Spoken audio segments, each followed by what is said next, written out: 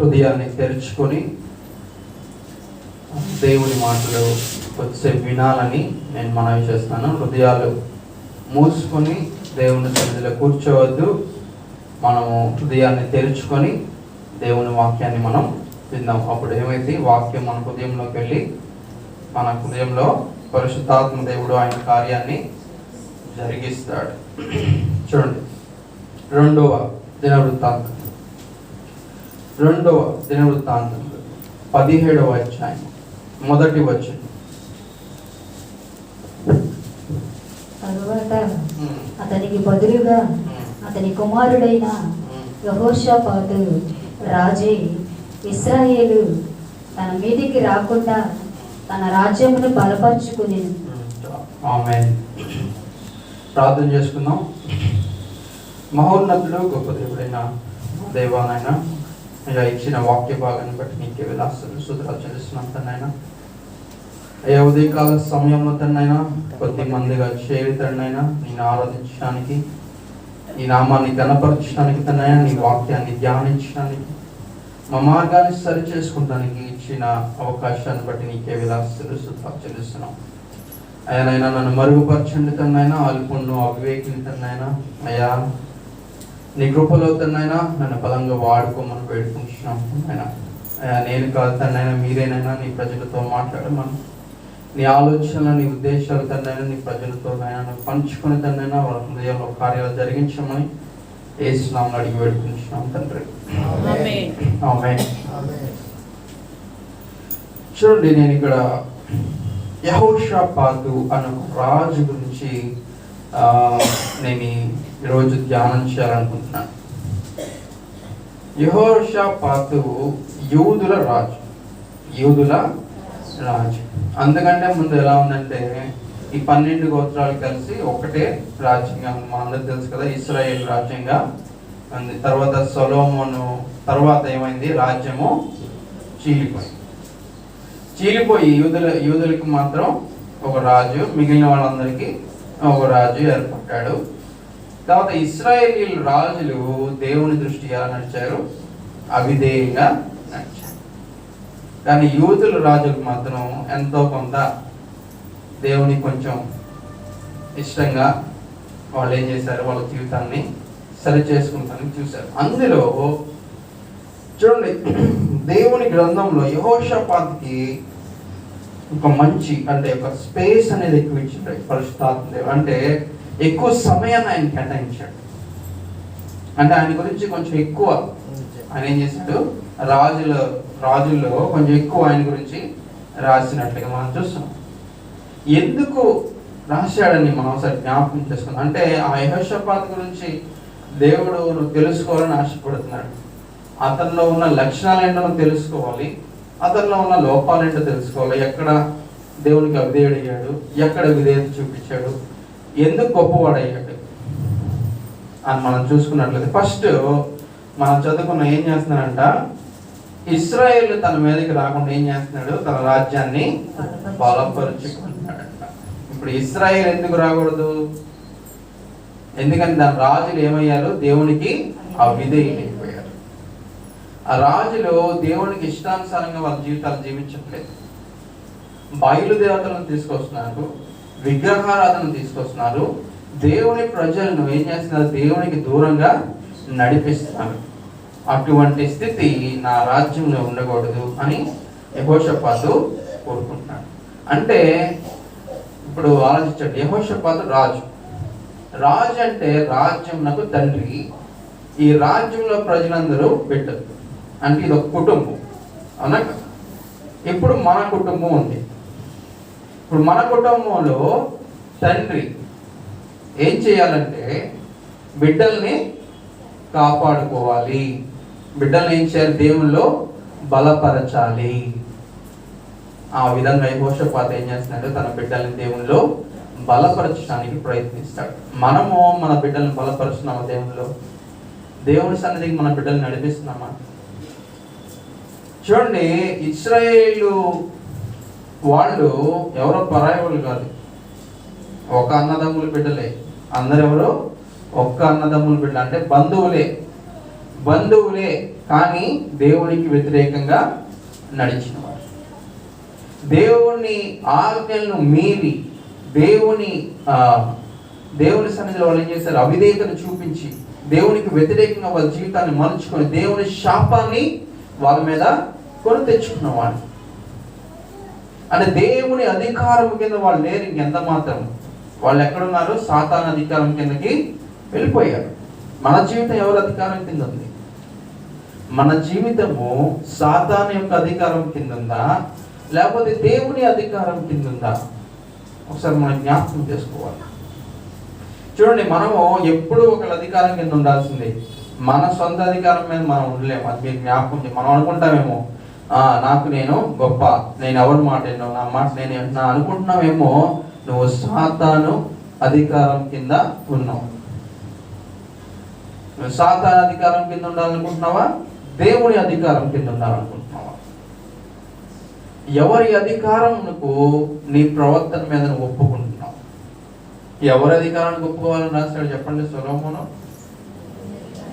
దేవుని అధికారంకు ఒప్పుకోవాలి. నీ ప్రవర్తన అంతటి మీద దేవునికి నువ్వేం చేయాలి? అధికారాన్ని అనుగ్రహిస్తే ఆయన ఏం చేస్తాడు? నీ మార్గమును సరళం చేస్తానని చెప్తున్నాడు. నీ మార్గం సరళం కావాలంటే, నీ మార్గము మంచి మార్గము అంటే ప్రశాంతము, శాంతి, సమాధానం కలిగిన మార్గం మనం ఉండాలంటే నువ్వేం చేయాలి? నువ్వు దేవుని అధికారం కింద ఉండాలి. అది యెహోషాపాతు ఏం చేస్తున్నాడు? తన రాజ్యంలో స్థాపించాలనుకుంటున్నాడు. చూడండి, యెహోషాపాతు తండ్రి ఎవరు?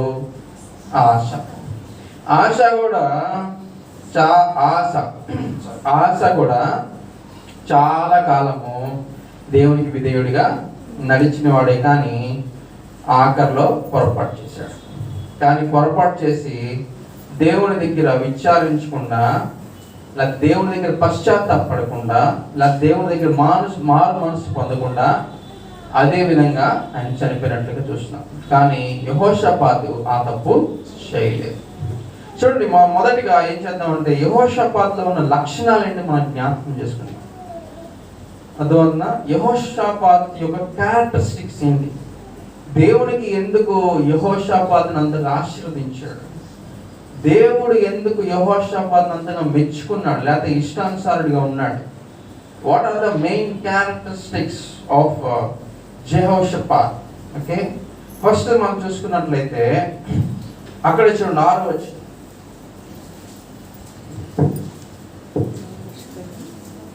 యెహోవా మార్గంలో యందు నడుచుకొనుటకు అతడు తన మనసును దృఢపరచుకొనిన వాడే ఉన్నత స్థలములను. చాలా ఫస్ట్ ఏం చేసుకున్నాడంట? ఆయన మార్గం మనస్సును దృఢపరుచుకున్నాడు. ఎక్కడ దృఢపరుచుకున్నాడు? దేవుని మార్గంలో నేను నడవాలని ఏం చేస్తున్నాడు? మనసుని దృఢపరుచుకున్నాడు. అది ఫస్ట్ క్వాలిటీ. మనందరికి ఉండాల్సిన ఫస్ట్ క్వాలిటీ అది. దేవుని మార్గంలో దేవుడు నీకు ఏదైతే ఆజ్ఞాపించాడో, దేవుడు ఏదైతే మార్గాన్ని నీ ముందుంచాడో, ఆ మార్గంలో నేను తప్పిపోకుండా నడవాలని ఏం చేస్తాను? మనసుని దృఢపరచుకున్నాడు. దృఢమైన సంకల్పం అంటాం కదా. దృఢమైన సంకల్పం అంటే ఏంటి? అంటే ఈ సంకల్పం ఏంటిదంటే ఎటువంటి పరిస్థితులు వచ్చినా సరే, ఎటువంటి ఇబ్బందులు వచ్చినా సరే, నీవు చేసుకున్న ఆ సంకల్పం నుంచి నువ్వు తొలగిపోకూడదు, అటు ఇటు చెదిరిపోకూడదు. ఆ సంకల్పం చొప్పున నువ్వు నిలబడాలి, నడుచుకోవాలి. అటువంటి సంకల్పం ఆయన చేస్తున్నాడు. ఎక్కడ చేస్తున్నాడు? మనసులో ఏం చేస్తున్నాడు? దృఢంగా సంకల్పించుకుంటున్నాడు. ఏమని? నేను నా దేవుని మార్గంలోనే నేను నడుచుకోవాలి. అక్కడ పైన చూడండి 4వ వచనంలో బయలుదేవతను ఆశ్రయింపక తన తండ్రి దేవుని ఆశ్రయించుచు ఇశ్రాయేలు వారి చర్యలను వెంబడింపక ఆయన ఆజ్ఞను అనుసరించి నడిచెను. ఎవరి ఆజ్ఞను అనుసరించి నడిచెను? దేవుని ఆజ్ఞను అనుసరించి నడిచెను. చూడండి, ఇక్కడ యెహోషాపాతు తండ్రి ఏం నేర్పిస్తున్నాడు కుమారుడికి? దేవుని మార్గాన్ని నేర్పిస్తున్నాడు. ఇతను దావీదుకి కూడా కుమారుడే అవుతాడు. ఎట్లా? దావీదు వంశం నుంచి వచ్చిన వాడే కాబట్టి దావీదు ఏ విధంగా అక్కడ రాస్తుంది, దావీదు పడిపోకముందు అంటే తన మొదటి జీవితంలో ఏ విధంగా దేవునికి విధేయత కలిగి జీవించాడో, దావీదు ఏ విధంగా తన దేవుని ఎదుట నడుచుకున్నాడో ఆ విధంగా యెహోషాపాతు కూడా నడుచుకున్నాడు అని బైబిల్ రాస్తుంది. మన బిడ్డలకి ఏం నేర్పిస్తున్నాం? ఇక యెహోషాపాతు తన తల్లిదండ్రుల నుంచి ఏం చేసుకుంటున్నాడు? ఒక క్రమాన్ని నేర్చుకుంటున్నాడు. ఏంటా క్రమం? దేవుని మార్గాన్ని నేను నడిచి జీవించాను. దేవుని మార్గాన్ని విడిచిపెట్టకూడదు. మనం ఎవరైనా ఎట్లా ఉన్నాం? మన జ్ఞాపకం చేస్తూ ప్రియ తమ్ముడు, చెల్లి, అమ్మా, మనం ఎట్లా ఉన్నాం? నీ బిడ్డలకి నువ్వు దేవుని మార్గాన్ని నేర్పిస్తున్నావా? నీ బిడ్డలకి నువ్వు సరైన మార్గాన్ని నువ్వు బోధించగలుగుతున్నావా? దేవుని మార్గంలో నీ బిడ్డల్ని నువ్వు పెంచగలుగుతున్నావా? వాళ్ళు ఆ మార్గాన్ని అనుసరించి వాళ్ళ జీవితంలో నడుచుకుంటున్నారా లేదా?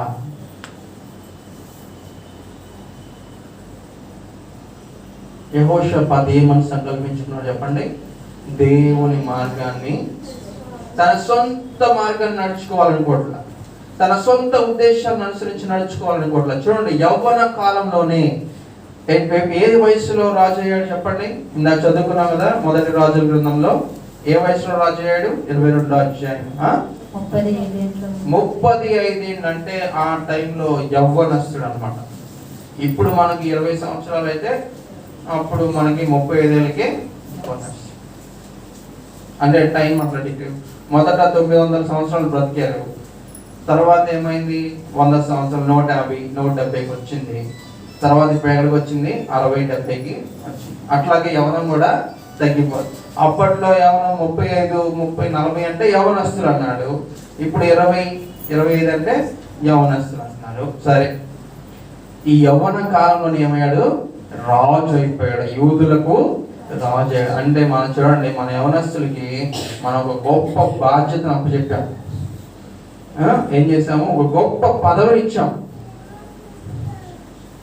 నీ కుమారుడు యవన కాలం ఉన్నప్పుడు దేవుడు ఏం చేశాడు? తీసుకెళ్ళి ఒక గొప్ప పదవిని ఇచ్చినప్పుడు వాడు ఏం చేస్తున్నాడు? దేవుడు నాకు ఈ గొప్ప పదవిని ఇచ్చాడు, దేవునికి లోబడి జీవిస్తున్నాడా? లేకపోతే ఇది నా తెలివి వల్లే వచ్చింది, నా చదువు వల్లే వచ్చింది, నా జ్ఞానం వల్లే నాకు ఈ హోదా వచ్చింది, నా జ్ఞానం వల్లే నేను ఇది సంపాదించుకోగలిగాను, సో దేవుడు లేడు, ఇది నా స్వచిత్తము కిందకి వెళ్ళిపోతున్నావా? నువ్వు స్వచిత్తం కిందకి వెళ్ళిపోతే నువ్వు దేవుని అధికారం నుంచి నువ్వు తొలగించబడి ఎక్కడికి వెళ్తావు? సాతాను అధికారం కిందకి వెళ్ళిపోతావు. మన బిడ్డలు ఎట్లా ఉన్నారు? మనకి అంత రాజయ్యేంత అధికారం అక్కర్లేదు, కానీ మన ఆలయంలో అరే నువ్వు ఈ నలుగురితో పని చేయించు అని చెప్తే ఈడేమవుతాడు? ఈడి హీరోలా ఫీల్ అయిపోతాడు. ఆహా, నాకే చెప్పారు, అరే నువ్వు అది చేయరా, ఇది చేయరా, ఏంట్రా ఇలా చేస్తున్నావు, ఏంట్రా అలా చేస్తున్నావు అంటే వీడి సొంత ఉద్దేశాలు, వీడి సొంత ఆలోచన. వీడు అనుకుంటున్నాడు నా బలం చూసి నన్ను ఎన్నుకున్నాను, లేకపోతే నా అందం చూసి నన్ను ఎన్నుకున్నాను, లేకపోతే నా పనితనం చూసి నన్ను ఎన్నుకున్నాడు. అది ఇచ్చింది ఎవరు? ఆ ఆధిక్యత ఇచ్చింది ఎవరు? దేవుడు అని జ్ఞాపకం చేసుకోవట్లేదు. యెహోషాపాతు అది జ్ఞాపకం చేసుకుంటున్నాడు. దేవుడు నాకు యవ్వన కాలంలోనే ఆయన ఏం చేశాడు? రాజు అవటానికి నాకు ఆధిక్యతలు ఇచ్చాడు, కాబట్టి నేనేం చేస్తాను? నా మార్గమును ఆయనకి చిత్తానుసారంగా నడుచుకుంటాను, ఆయనకి చిత్తానుసారంగా నేను జీవిస్తానని చెప్తున్నాడు. యథార్థంగా మాట్లాడుతున్నాడు. అక్కడ యథార్థంగా ఏమని మాట్లాడుతున్నాడు? నా తండ్రి ఏదైతే మార్గంలో నడిచాడో ఆ మార్గంలో నేను నడుస్తాను. నా తండ్రి ఏ విధంగా అయితే ఆశీర్వదించబడ్డాడు, దావీదు ఏ విధంగా అయితే ఆశీర్వదించబడ్డాడో నేను కూడా ఆశీర్వదించబడాలంటే, నా రాజ్యం ఆశీర్వదించబడాలంటే నేను కూడా ఏం చేయాలి? ఆయన నడిచిన మార్గంలోనే నేను నడవాలి. ఎందుకంటే ఈయనకేం తెలుసు అంటే దావీదుకి, ఈయనకు, మనకు ఒకడే దేవుడు. ఆయన ఎల్లకాలము ఏకరీతిగా ఉండేవాడు. ఆయన మారిపోయే దేవుడు కాదు. సో దావీదు ఏ విధంగా భయభక్తులు కలిగి నడిచినాడు, దేవుడు దీవించినాడు. ఇప్పుడు నేను కూడా భయభక్తులు కలిగి నడుచుకుంటాను, దేవుడు నన్ను కూడా దీవిస్తాడు. ఇప్పుడు నీ బిడ్డలు నీవు ఎలా ఉన్నావు? దేవుని సన్నిధిలో భయభక్తులు కలిగి జీవిస్తున్నావా? దేవుని మార్గాన్ని అనుసరించి మనం నడుచుకుంటున్నామా? చూడండి, మొదటిగా మనం ఏం నేర్చుకోవాలంటే మనసును దృఢపరుచుకుంటున్నాడు. దేవుని మార్గంలో నడవాలని తన హృదయాన్ని ఏం చేసుకుంటున్నాడు? సంకల్పించుకుంటున్నాడు, దృఢపరుచుకుంటున్నాడు. ఇప్పుడు ఎప్పుడైతే మనం దృఢపరుచుకుంటామో మొదటిగా మనం చేయాల్సిన పని ఏంటంటే మన జీవితంలో దేవునికి వ్యతిరేకమైనది ఏమున్నదో దాన్ని తొలగించాలి. అవునా కాదా? తొలగించకుండా నువ్వు ఏం చేయలేవు. తొలగించకుండా నువ్వు దేవుని మార్గంలో నడవలేవు. దేవునికి వ్యతిరేకమైనది నీ జీవితంలో ఏముంది? దేవునికి ఆయాసకరమైనది నీ జీవితంలో ఏముంది? అది నువ్వు ఫస్ట్ తెలుసుకుంటే దాన్ని తొలగించుకుంటావు. అవునా కదా? మనకు తెలియకుండా మనం ఏం చేయలేము, తొలగించుకోలేము. అవునా కదా? మనం తెలుసుకోవాలి దాన్ని. దేవా, నా జీవితంలో నీకు వ్యతిరేకమైనది ఏముంది, నీకు ఆయాసకరమైనది ఏముందని మనం ప్రార్థన చేసినప్పుడు దేవుడు ఏం చేస్తాడు? తప్పక దాన్ని బయలుపరుస్తాడు, మనకు తెలియచేస్తాడు.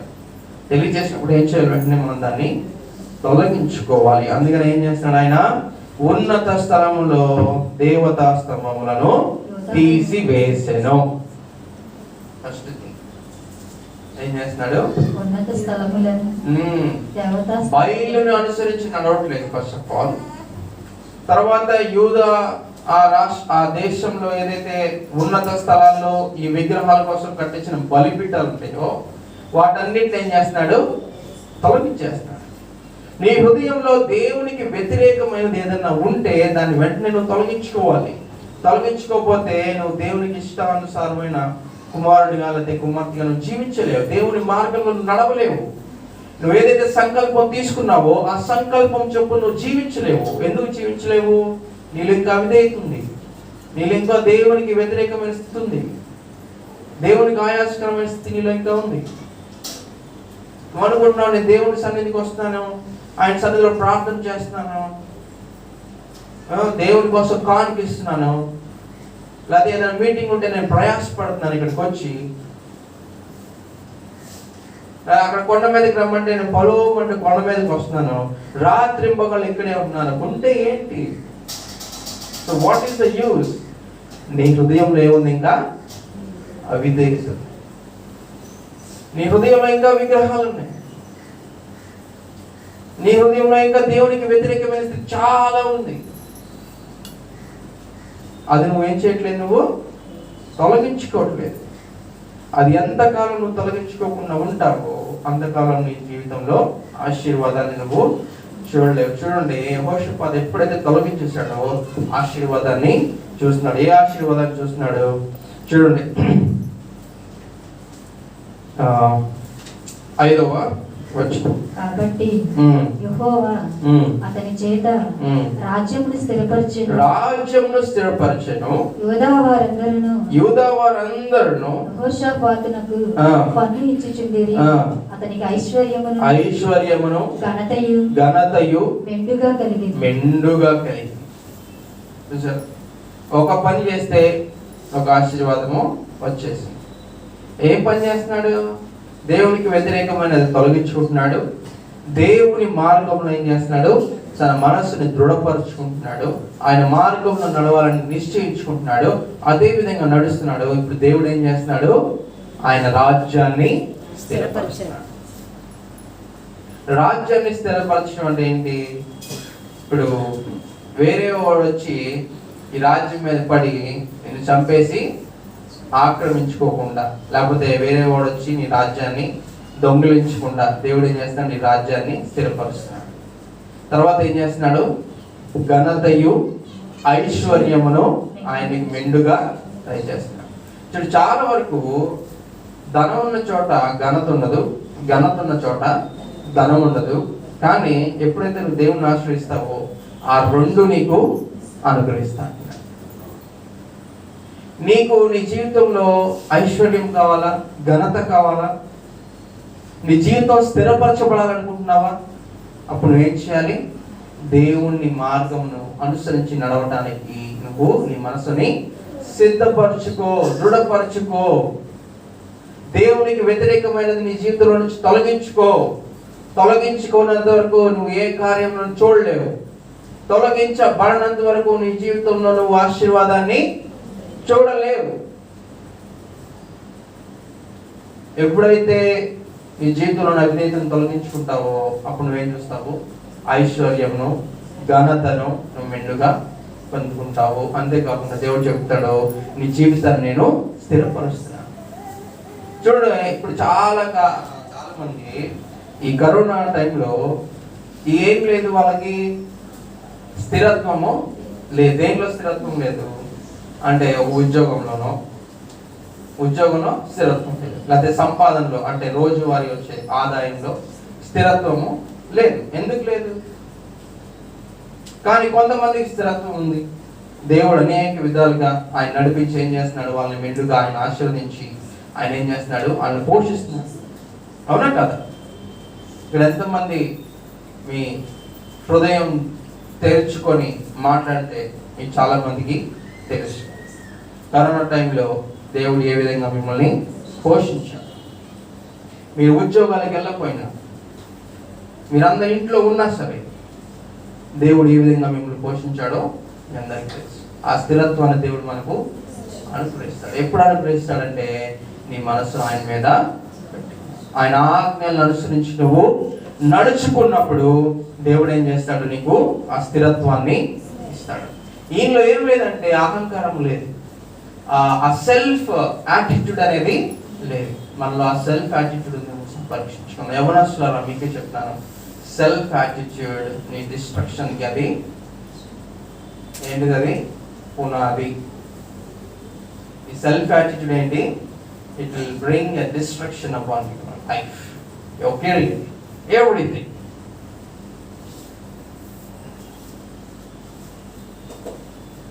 ఎప్పుడైతే సెల్ఫ్ యాటిట్యూడ్ వదిలిపెడతావో, దేవుని అధికారం కిందకి నువ్వు ఎప్పుడైతే వస్తావో, దేవుడు నేను ఏం చేస్తాడు? మెండుగా దీవిస్తాడు. చూడండి, రెండవ ఆయన చేసిన గొప్ప కార్యము ఏంటని మనం చూసుకున్నట్లయితే, లేకపోతే ఆయన ఉన్న క్యారెక్టర్ ఏంటని మనం చూసుకున్నట్లయితే, అక్కడే 2వ దినవృత్తాంతంలో 17వ అధ్యాయము 7వ వచనం. తన ఏలుబడి యందు 3వ సంవత్సరమున యూదా పట్టణములలో జనులకు ధర్మశాస్త్రమును బోధించుటకై అతడి పెద్దలైన ధర్మశాస్త్రమును బోధించుటకై ఏం చేశాడు? పెద్దల్ని నియమించాడు.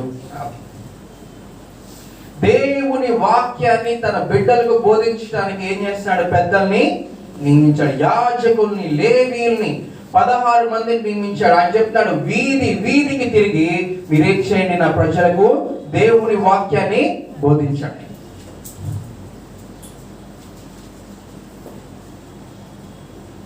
ఆయనకి తెలుసు. ఏం తెలుసు అంటే దేవుని వాక్యంలో ఉన్న శక్తి ఏంటో ఆయనకి. దేవుని వాక్యం నిన్ను సరి చేస్తుంది అని ఆయన తెలుసు. దేవుని వాక్యం మనం ఏం చేస్తుంది? నిన్ను సరి చేస్తుంది. అది నీ ఏం చేస్తుంది? లోపల నీ హృదయమును, నీ మూలుగులను, ప్రతి దాన్ని చీల్చి ఏం చేస్తుంది? అది నిన్ను పరిశుద్ధ పరుస్తుంది. ఈ విషయం ఆయన తెలుసుకున్నాడు కాబట్టి ఏం చేస్తున్నాడు?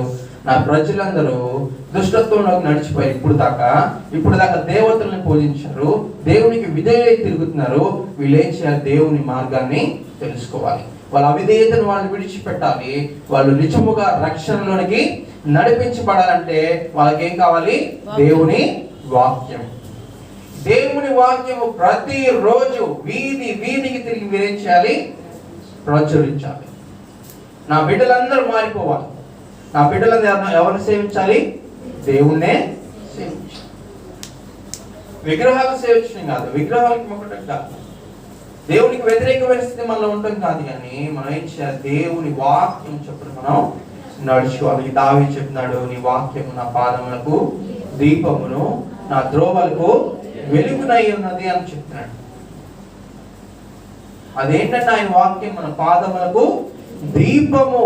మనం చీకట్లో నడుస్తున్నామేమో, అంధకారంలో నడుస్తున్నామేమో, దేవుని వాక్యం నీ దగ్గర ఉంటే ఏం చేస్తుంది? సరైన మార్గాన్ని నీకు చూపిస్తుంది. నువ్వు తొట్టిల్లకుండా, నువ్వు పడిపోకుండా, ఆడ ఊపుందో, కుప్పుందో, లోయ ఉందో, గొయ్యి ఉందో నువ్వు చూసుకోకుండా, జగట మన్నుందో నువ్వు వెళ్ళి దాంట్లో దూకి పడిపోకుండా అదేం చేస్తుంది? నీ పాదములకు వెలుగు. నీకు సరైన మార్గాన్ని చూపిస్తుంది. ఏంటిది? అది దేవుని వాక్యము. ఈ విషయం ఎవరికి తెలిసింది? యెహోషాపాతుకి తెలుసు కాబట్టి ఏం చేస్తున్నాడు? ప్రజలందరికీ ఏం చేస్తున్నాడు? తన దేవుని వాక్యాన్ని తెలియపరచడానికి యాజకుల్ని. చూడండి ఎంత గొప్ప క్యారెక్టర్. నువ్వు నీ బిడ్డలకి వాక్యాన్ని చెప్తున్నావా? నువ్వు నీ బిడ్డల్ని కూర్చోబెట్టి దేవుని వాక్యాన్ని బోధిస్తున్నావా? ఒకసారి ఆలోచించుకుందాం. మన ఇంట్లో ఈ కార్యం జరుగుతుందా? నువ్వు ఉదయాన్నే లేచి నీ కుటుంబం అందరికి నిన్ను కూర్చోబెట్టి దేవుని వాక్యం తీసి ఇది చదివి దాని పరమార్థాన్ని నువ్వు నీ బిడ్డలకు చెప్పగలుగుతున్నావా? అసలు మనకే అర్థం కాదు కొన్ని వాక్యాలు. మనం ఏం చెప్తామని అంటారా?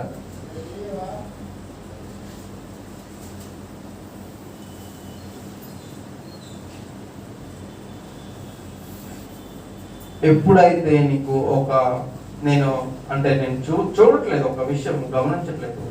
ఎవరు అయ్యా నేను ఈ వాక్యాన్ని చదివాను, నాకు ఇది ఎందుకు అర్థం అవట్లేదు, నాకు కొంచెం దీన్ని వివరించండి అని ఎవరన్నా వచ్చి అడుగుతారా మీలో ఎప్పుడైనా?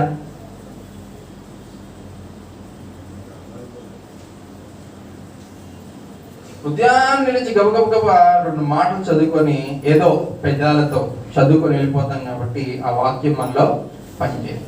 ఇప్పుడు ఎప్పుడైనా ఆ వాక్యాన్ని నువ్వు హృదయపూర్వకంగా ధ్యానించినట్లయితే దాంట్లో ఉన్న లోతు ఏంటో నీకు తెలుస్తుంది. సరే, అర్థం కావట్లేదు, మన జ్ఞానానికి ఏం చేయట్లేదు, అది అర్థం కావట్లా. దేవుడు కూడా యేసు ప్రభువారు ఇక్కడ ఉన్న ఉపమానాలు చెప్పేటప్పుడు అవి అందరికి అర్థం కావట్లా. ఎవరికి అర్థం అవ్వాలో వాళ్ళకి అర్థం అవుతాయి, ఎవరికి తగలాలో వాళ్ళకి తగులుతుంది. మిగిలిన వాళ్ళు ఈ శాస్త్రులు పరిశీలన ఏం చేస్తున్నారు? ఎర్రి మోకాలు వేసుకొని చూస్తున్నారు.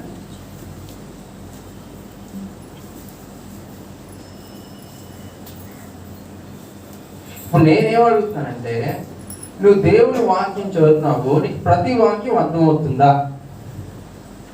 అర్థం ఉన్నప్పుడు దేవుని సన్నిధిలో నువ్వు దాన్ని విచారణ చేస్తున్నావా? దేవా, ఈ వాక్యం నాకు అర్థం కావట్లేదు, నాకు అర్థమయ్యేలాగా సహాయం చేయి. ఇప్పుడు ఒక అతను ఉన్నాడు. ఎవరంటే ఆయన పేరు రాలేదు కానీ క్యాండిస్ అంటే తెలుగులో అయిన పేరు కందాకే రాణి దగ్గర నపుంసకుడు, ఆయన ఏంటి, కోశాధికారి అంటే ట్రెజరర్. ఈ ట్రెజరర్ ఏం చేస్తున్నాడు? దేవుని వాక్యాన్ని చదువుతున్నప్పుడు ఏమవుతుంది? అర్థం కావట్లేదు.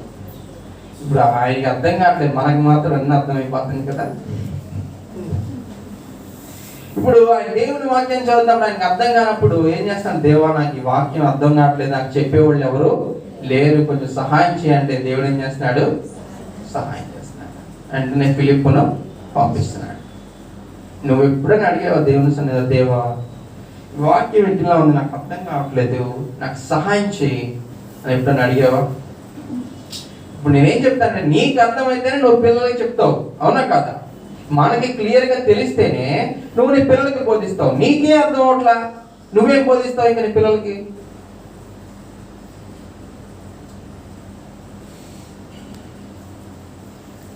సరే, పక్కన పెట్టాలి. ఇప్పుడు నేను మీకు ఒక పరీక్ష పెడతాను. ఓకే, లూకా సువార్త 16వ అధ్యాయం. లూకా సువార్త 16వ అధ్యాయం. ఇప్పుడు నేను అంత డీటెయిల్గా చెప్పను కానీ ఇప్పుడు దానిలోకి వెళ్ళిపోతే అది వేరేదైతే. జస్ట్ నేను నీకు ఒక పరీక్ష పెట్టాలనుకుంటున్నాను. జస్ట్ అంటే మీకు ఎంతవరకు అర్థం అవుతుందని నేను తెలుసుకోవాలనుకుంటున్నా. ఫస్ట్ ఆఫ్ ఆల్ ఇక్కడ దేవుడు ఏం చెప్తున్నాడంటే ఒక ఉపమానాన్ని చెప్తున్నాడు. ఒక ధనవంతుడు ఉన్నాడు. ఆ ధనవంతుడి దగ్గర ఎవరున్నాడు? అక్కడ ఎవరున్నారు చెప్పండి? లాజరు. అక్కడ అదేనా మీకు కనబడుతుంది? 16వ అధ్యాయం మొదటి నుంచి. గృహ ఈడు ఎటువంటి వాడు? అవినీతి పరుడు. లేకపోతే దుష్టుడు, లేకపోతే చెప్పిన పని సరిగ్గా చేయటం రానివాడు. ఓకే, ఈ గృహ నిర్వాహకుడు ఏం చేస్తున్నాడు? ఆ ధనవంతుడి యొక్క ధనాన్ని లేకపోతే దాన్ని ఏం చేస్తున్నాడు? వేస్ట్ చేస్తున్నాడు. అంటే కరెక్ట్ గా ఏం చేయట్లేదు, మేనేజ్ చేయలేకపోతున్నాడు. అర్థమవుతుందా? ఈ మేనేజ్ చేయలేనప్పుడు ఏం జరుగుతుందంటే ఈ యజమానుడికి తెలిసి, నువ్వేం చేస్తున్నావు, నీకు చెప్పిన పనులు సరిగ్గా చేయడం రాదా నీకు, నిన్ను ఏం చేస్తున్నాను, నేను ఫైన్, గెట్ అవుట్, నేను ఏం చేస్తాను, ఉద్యోగంలోంచి తీసేస్తున్నాను, ఇప్పుడు దాకా నువ్వు చేసిన లెక్క అంతా నాకు చెప్పు అంటున్నాడు. అర్థమైందా? చెప్పు అంటున్నప్పుడు ఇప్పుడు ఏం చేస్తాడంటే, అరే నన్ను ఉద్యోగంలో తీసేస్తున్నాడు, ఉద్యోగంలో తీసేస్తే నాకు బ్రతుకు తెరువు లేదు, నేను అడుక్కోలేను, సిగ్గుచేటు, అలా అని కష్టపడి పని చేయలేను, నాకు వచ్చిన పని ఇది ఒకటి. ఏంటిది అది? మోసం చేయటం. అది ఏం చేయాలి?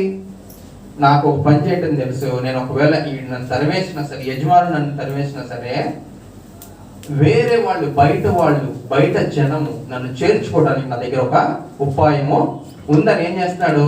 ఇప్పుడు ఈ యజమానుడి దగ్గర, ఈ ఐశ్వర్యవంతుడి దగ్గర, ఈ ఐశ్వర్యం చాలా మందికి ఏం చేశాడు? అప్పు ఇచ్చాడు. చాలా మందికి ఏం చేశాడు? అప్పు ఇచ్చాడు. ఇదేం చేస్తానంటే వెళ్ళి ఆ అప్పులో సగాన్ని పోసేస్తాడు. నువ్వు 100 రూపాయలు కట్టాలంటే 50 రూపాయలు కట్టు చాలు, నువ్వు 100 రూపాయలు కట్టాలంటే 80 రూపాయలు కట్టు చాలని అంటున్నాడు. నేను ఎక్స్ప్లెయిన్ చేయట్లేదు, నేను జస్ట్ స్టోరీ చెప్తున్నాను. ఓకే, ఇప్పుడు ఈ విషయం ఎవరికి తెలిసింది? యజమానుడికి తెలిసి ఏమంటున్నాడు? ఇప్పుడు చదవాలి మీరు, చదవండి. అన్యాయస్తుడైన ఆ గృహ నిర్వాహకుడు యుక్తిగా నడుచుకొనినని వాని యజమానుడు వాని మెచ్చుకొని. చాలు, ఇప్పుడు చెప్పండి. ఇప్పుడు దీన్ని బట్టి ఇంకా కింద ఇంకో ప్రశ్న ఉంది. అసలు ముందు ఇది అర్థమైతే దానికి వెళ్ళొచ్చు. ఫస్ట్ దీనికి చెప్పండి. ఇప్పుడు ఈడేం చేస్తున్నాడు? యజమానుడికి నష్టం చేస్తున్నాడా, లాభం చేస్తున్నాడా? ఇప్పుడు రావాల్సిన వడ్డీ లేకపోతే రావాల్సిన ధనం రాకుండా ఏం చేస్తున్నాడు? సగం సగం కోసేస్తున్నాడు. ఇప్పుడు ఈ విషయం ఏం చేసింది? పో, నువ్వే ఉన్నావు, నువ్వు యజమానురాలివి, నీ కింద పని చేసేవాడు ఈ విధంగా చేస్తాను, నువ్వేం చేస్తావు?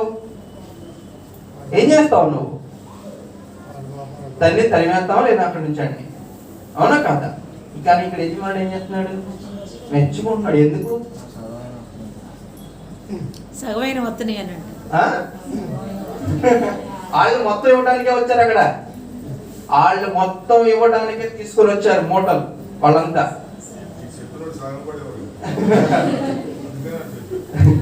అదే చెప్తున్నా, మనకు అదే అర్థమయ్యేదని, మనకి అదే అర్థం. అది ఏంటంటే మీకు పరీక్ష అనమాట, వచ్చే వారానికి ఆలోచించుకొని. ఓకే, అది రైట్. మనం ఇక్కడికి వద్దాం. ఎక్కడికి? యెహోషాపాతు దగ్గరికి వచ్చేద్దాం. రైట్. ఈయన ఏం చేస్తున్నాడు? తన వాక్యాన్ని ఏం చేస్తున్నాడు? ప్రజలకు చాటింపు చేస్తున్నాడు. ప్రజల దగ్గరికి వాక్యాన్ని నడిపిస్తున్నాడు. నీ బిడ్డలు నడిపిస్తున్నావా వాక్యంలోని? నీ బిడ్డలు నడిపిస్తున్నావు వాక్యంలోనికి? వాక్యం నీ బిడ్డలకు అర్థమవుతుందా? దేవుడు ఏం చెప్తున్నాడు చూడండి. నిర్గమకాండంలో ఏం చెప్తున్నాడు? ఆయన తీయమని చెప్పలేదు. నేను నిర్గమకాండంలో ఏం చెప్తున్నాడు అని అడిగా. నేను ఏం చెప్తున్నాడు ఆయన? ఎవరికి చెప్పాడు? నీ బిడ్డలు బయటకు వచ్చినప్పుడు, లోపలికి వెళ్ళినప్పుడు, ఏ పని చేస్తున్నా, నిద్రపోతున్నా, ఏం చేయాలి? నువ్వు లేపి దేవుని కార్యాలని, ఆయన ఆజ్ఞలను, ఆయన కట్టడలను నీ బిడ్డలకు ఏం చేయాలి? నువ్వు బోధించాలి, నేర్పించాలి. అప్పుడు వాడు వాడి మార్గం నుంచి వాడు తొలగిపోడు. నీ బిడ్డలు వాళ్ళ దేవుని మార్గం నుంచి తొలగిపోతున్నారంటే దానికి అర్థం ఏంటి? ఇప్పుడు నువ్వు దేవుని వాక్యాన్ని వాళ్ళకు బోధించాలి. నీ బిడ్డలు నీ మాట వినకుండా మొండికేస్తున్నారు అనుకో, నువ్వు చెప్పిన మాట వినట్లా, నువ్వు చెప్పేది ఎట్లా అంటున్నాడు. ఇప్పుడు నువ్వు ఏం లేదు, దేవుని భయము. దేవుని భయం ఉంటే ఆటోమేటిక్గా తల్లిదండ్రుల భయం అనేది వస్తుంది. ఇప్పుడు దేవుని భయమే లేదు. దేవుని భయం లేదు కాబట్టి వాళ్ళు ఏం చేస్తున్నారు? నీ మాట. ఎందుకని? దేవుని వాక్యము నీ బిడ్డల హృదయాల్లో పని చేయట్లేదు, నువ్వు ఆ విధంగా నువ్వు వర్క్ చేయట్లేదు. ఫస్ట్ ఆఫ్ ఆల్ తల్లిదండ్రులుగా నీ బాధ్యతను నిర్వర్తించట్లేదు. తల్లిదండ్రులైన నీకు దేవుడు ఇచ్చిన బాధ్యత ఏంటి?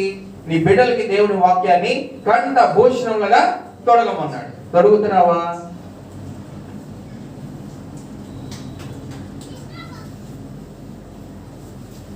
దేవుని కట్టలను, ఆయన ఆజ్ఞలను నిరంతరం వాళ్ళకి చెప్పమన్నాడు. దేవుడు నీ జీవితంలో చేసిన కార్యాలని వాళ్ళ ముందు ఉంచమన్నాడు. ఉంచుతున్నావా లేదా? ఇప్పుడు ఫర్ ఎగ్జాంపుల్, నీ జీవితంలో దేవుడు ఒక గొప్ప కార్యం చేశాడు, లేకపోతే గొప్ప వ్యాధి నుంచి నేను విడిపించాడు, లేకపోతే శోధన నుంచి విడిపించాడు.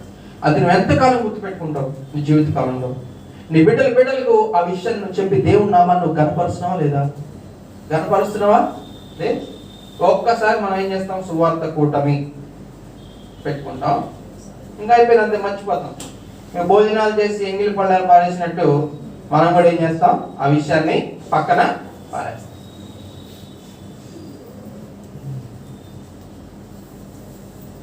ఆ విషయాన్ని నువ్వేం చేయాలి? నిరంతరము జ్ఞాపకం చేసుకోవాలి. దేవుడు నీ జీవితంలో చేసిన గొప్ప కార్యాన్ని నువ్వు నిరంతరం జ్ఞాపకం చేసుకోవాలి. ఇశ్రాయేలు అదే చేస్తున్నారు తప్పు. మనం కూడా అక్కడి నుంచి వచ్చామేమో కదా, అదే ఆదాం బ్లడ్ కదా అన్నంతా. అంతే, మనం కూడా ఏం చేస్తాం? ఇశ్రాయేలు ఏం చేస్తున్నారు? ఒక ఆశీర్వాదాన్ని పొందుకున్నారు, బండలో వచ్చి నీళ్ళు వచ్చినాయి, తర్వాత ఏమైంది? మళ్ళీ మామూలు ఆహారం లేదన్నారు, మన్నాన్ని కురిపించాడు. కొన్ని రోజులు అయిన తర్వాత మాంసం కావాలంటున్నారు. ఈ మాంసం వచ్చింది, మళ్ళీ మామూలే. 2 పాయలు చేశాడు, 6 నెలలు నడిచాడు, ఓహో ఆహా అన్నారు, కొత్త గీతం పాడారు, గొప్ప కీర్తన పాడారు. కొన్ని రోజుల తర్వాత మళ్ళీ మామూలే. మన జీవితం కూడా అలానే ఉంది కదా.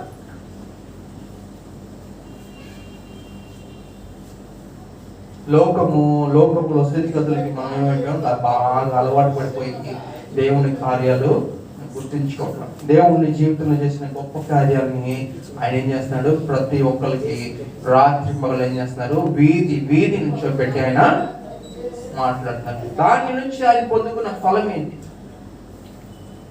ఇది ఆ కార్యం చేయడం వల్ల అతను పొందుకున్న ఫలం ఏంటి చూడండి. 10వ వచనం, 17వ అధ్యాయము 10వ వచనం. యూదా దేశం చుట్టూ ఉండే దేశములు రాజ్యములన్నిటి మీదకి యెహోవా భయము వచ్చినందున వారి యెహోషాపాతుతో యుద్ధము చేయకుండిరి. యుద్ధం అనేదే రాలా. అలాగే ఉంది, చుట్టూ ఉన్న వాళ్ళకి దేవుని భయం ఉంది. యెహోషాపాతు దేవుని బిడ్డ, ఆయన దగ్గరికి వెళ్తే మనకేమైంది? ఓటమి తప్పదు. కాబట్టి మనం ఆయన దగ్గరికి ఆ దేశం మీద యుద్ధానికి వెళ్ళొద్దు, అసలు వెళ్ళనివ్వద్దు. దేవుడు ఏం స్థాపించాడు? శాంతిని, సమాధానాన్ని ఏం చేశాడు? యూదా రాజ్యం మీద స్థాపించాడు. నీ జీవితంలో శాంతి కొద్దుమైందా? నీ జీవితంలో సమాధానం కొద్దుమైందా? అన్ని కష్టాలు నష్టాలు నాకే ఎందుకు వస్తున్నాయి? ఈ కన్నీళ్లు నాకే ఎందుకు? ఈ వేదన నాకే ఎందుకని నువ్వు బాధపడుతున్నావా? దేవుని వాక్యాన్ని నువ్వేం చేయట్లేదు, సరిగ్గా ధ్యానించట్లేదు.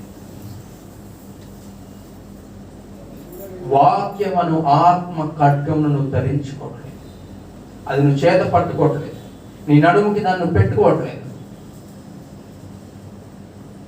ఎప్పుడో ఆదివారం వచ్చినప్పుడు మనం ఏం చేస్తాం? దాన్ని బయటికి తీసి దుమ్ము దులిపి వచ్చి ఇక్కడ కూర్చొని కాసేపు విని మళ్ళీ ఏం చేస్తాం? జాగ్రత్తగా తీసుకెళ్ళి మడత పెట్టి ఆ పేపర్ల కింద మళ్ళీ వచ్చే వారాన్ని కదా, దాంతో ఇప్పుడు దాకా పని లేదు కదా. అదే కదా మన ఉద్దేశం. అదేనా నీ ఉద్దేశం? అదే నీ ఉద్దేశం అయితే ఈ క్షణం మార్చుకోవాలి. నీ జీవితంలో శాంతి కావాలనుకుంటే, నీ జీవితంలో సమాధానం కావాలనుకుంటే, నీ చుట్టూ ఉన్న నీ శత్రువులు నీ నీ నీ దగ్గరికి రావడానికి కూడా, నిన్ను టచ్ చేయడానికి కూడా వాళ్ళకి భయం కలగాలంటే నువ్వేం చేయాలి? దేవుని వాక్యంలో నువ్వు ఎదగాలి. నీ బిడ్డలు దేవుని వాక్యంలో ఎదగాలి. మన బిడ్డలు బయటికి వెళ్తున్నారు, ఎంతో మంది దుష్టులు ఉన్నారు బయట, అవునా కదా? వీళ్ళు ఏం చేస్తున్నారు? నీ బిడ్డల్ని పాడు చేయడానికి, లేకపోతే నీ బిడ్డల్ని వాళ్ళు హతమార్చడానికి, లేకపోతే నీ బిడ్డల్ని ఆత్మీయంగా చంపేయడానికి ఎంతో మంది ఏం చేస్తున్నారు? బయట కాపు కాచుకున్నారు. వాళ్ళందరి నుంచి నువ్వు రక్షణ పొందాలంటే నువ్వేం చేయాలి? నీ బిడ్డలకు దేవుని వాక్యంలోని బిడ్డల్ని పెంచాలి. దేవుని వాక్యంలోని బిడ్డలు పెంచలేదనుకో, ఆపద వచ్చినప్పుడు, ఇబ్బంది వచ్చినప్పుడు నువ్వు మళ్ళీ ఏమీ చేయలేవు. అంత చేజారిపోయిన తర్వాత నువ్వేం చేయలేవు. టీ కప్ పగిలిపోయిన తర్వాత నువ్వు ఆ కప్పులో ఉన్న టీని ఎత్తి మళ్ళీ కప్పులో పోయగలవా? లేదు. జీవితాలు చేజారిపోయిన తర్వాత మళ్ళీ దాన్ని నువ్వు కట్టుకోవాలనుకుంటే చాలా కష్టం. చూడండి, అట్లా బద్దలైపోకుండా, అట్లా చేజారిపోకుండా ఉండడానికి యెహోషాపాతు ఏం చేస్తున్నాడు? తన బిడ్డల పట్ల కనికరాన్ని చూపిస్తున్నాడు, తన బిడ్డల పట్ల కేర్ తీసుకుంటున్నాడు. చూడండి, దట్ ఈస్ వాట్ ఇంపార్టెంట్. ఒక రాజు తన ప్రజల పట్ల ఎటువంటి కేర్ తీసుకుంటున్నాడు మీరు ఆలోచించుకోవాలి.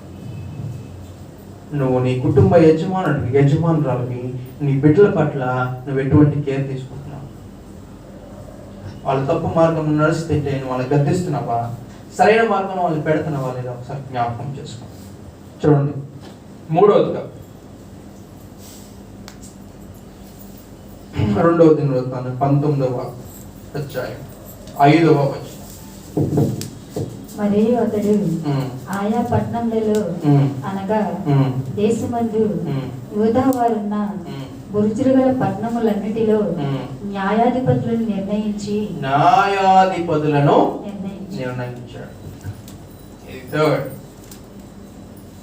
ఇప్పుడు యెహోషాపాతు అంటే అర్థం ఏంటి చెప్పండి?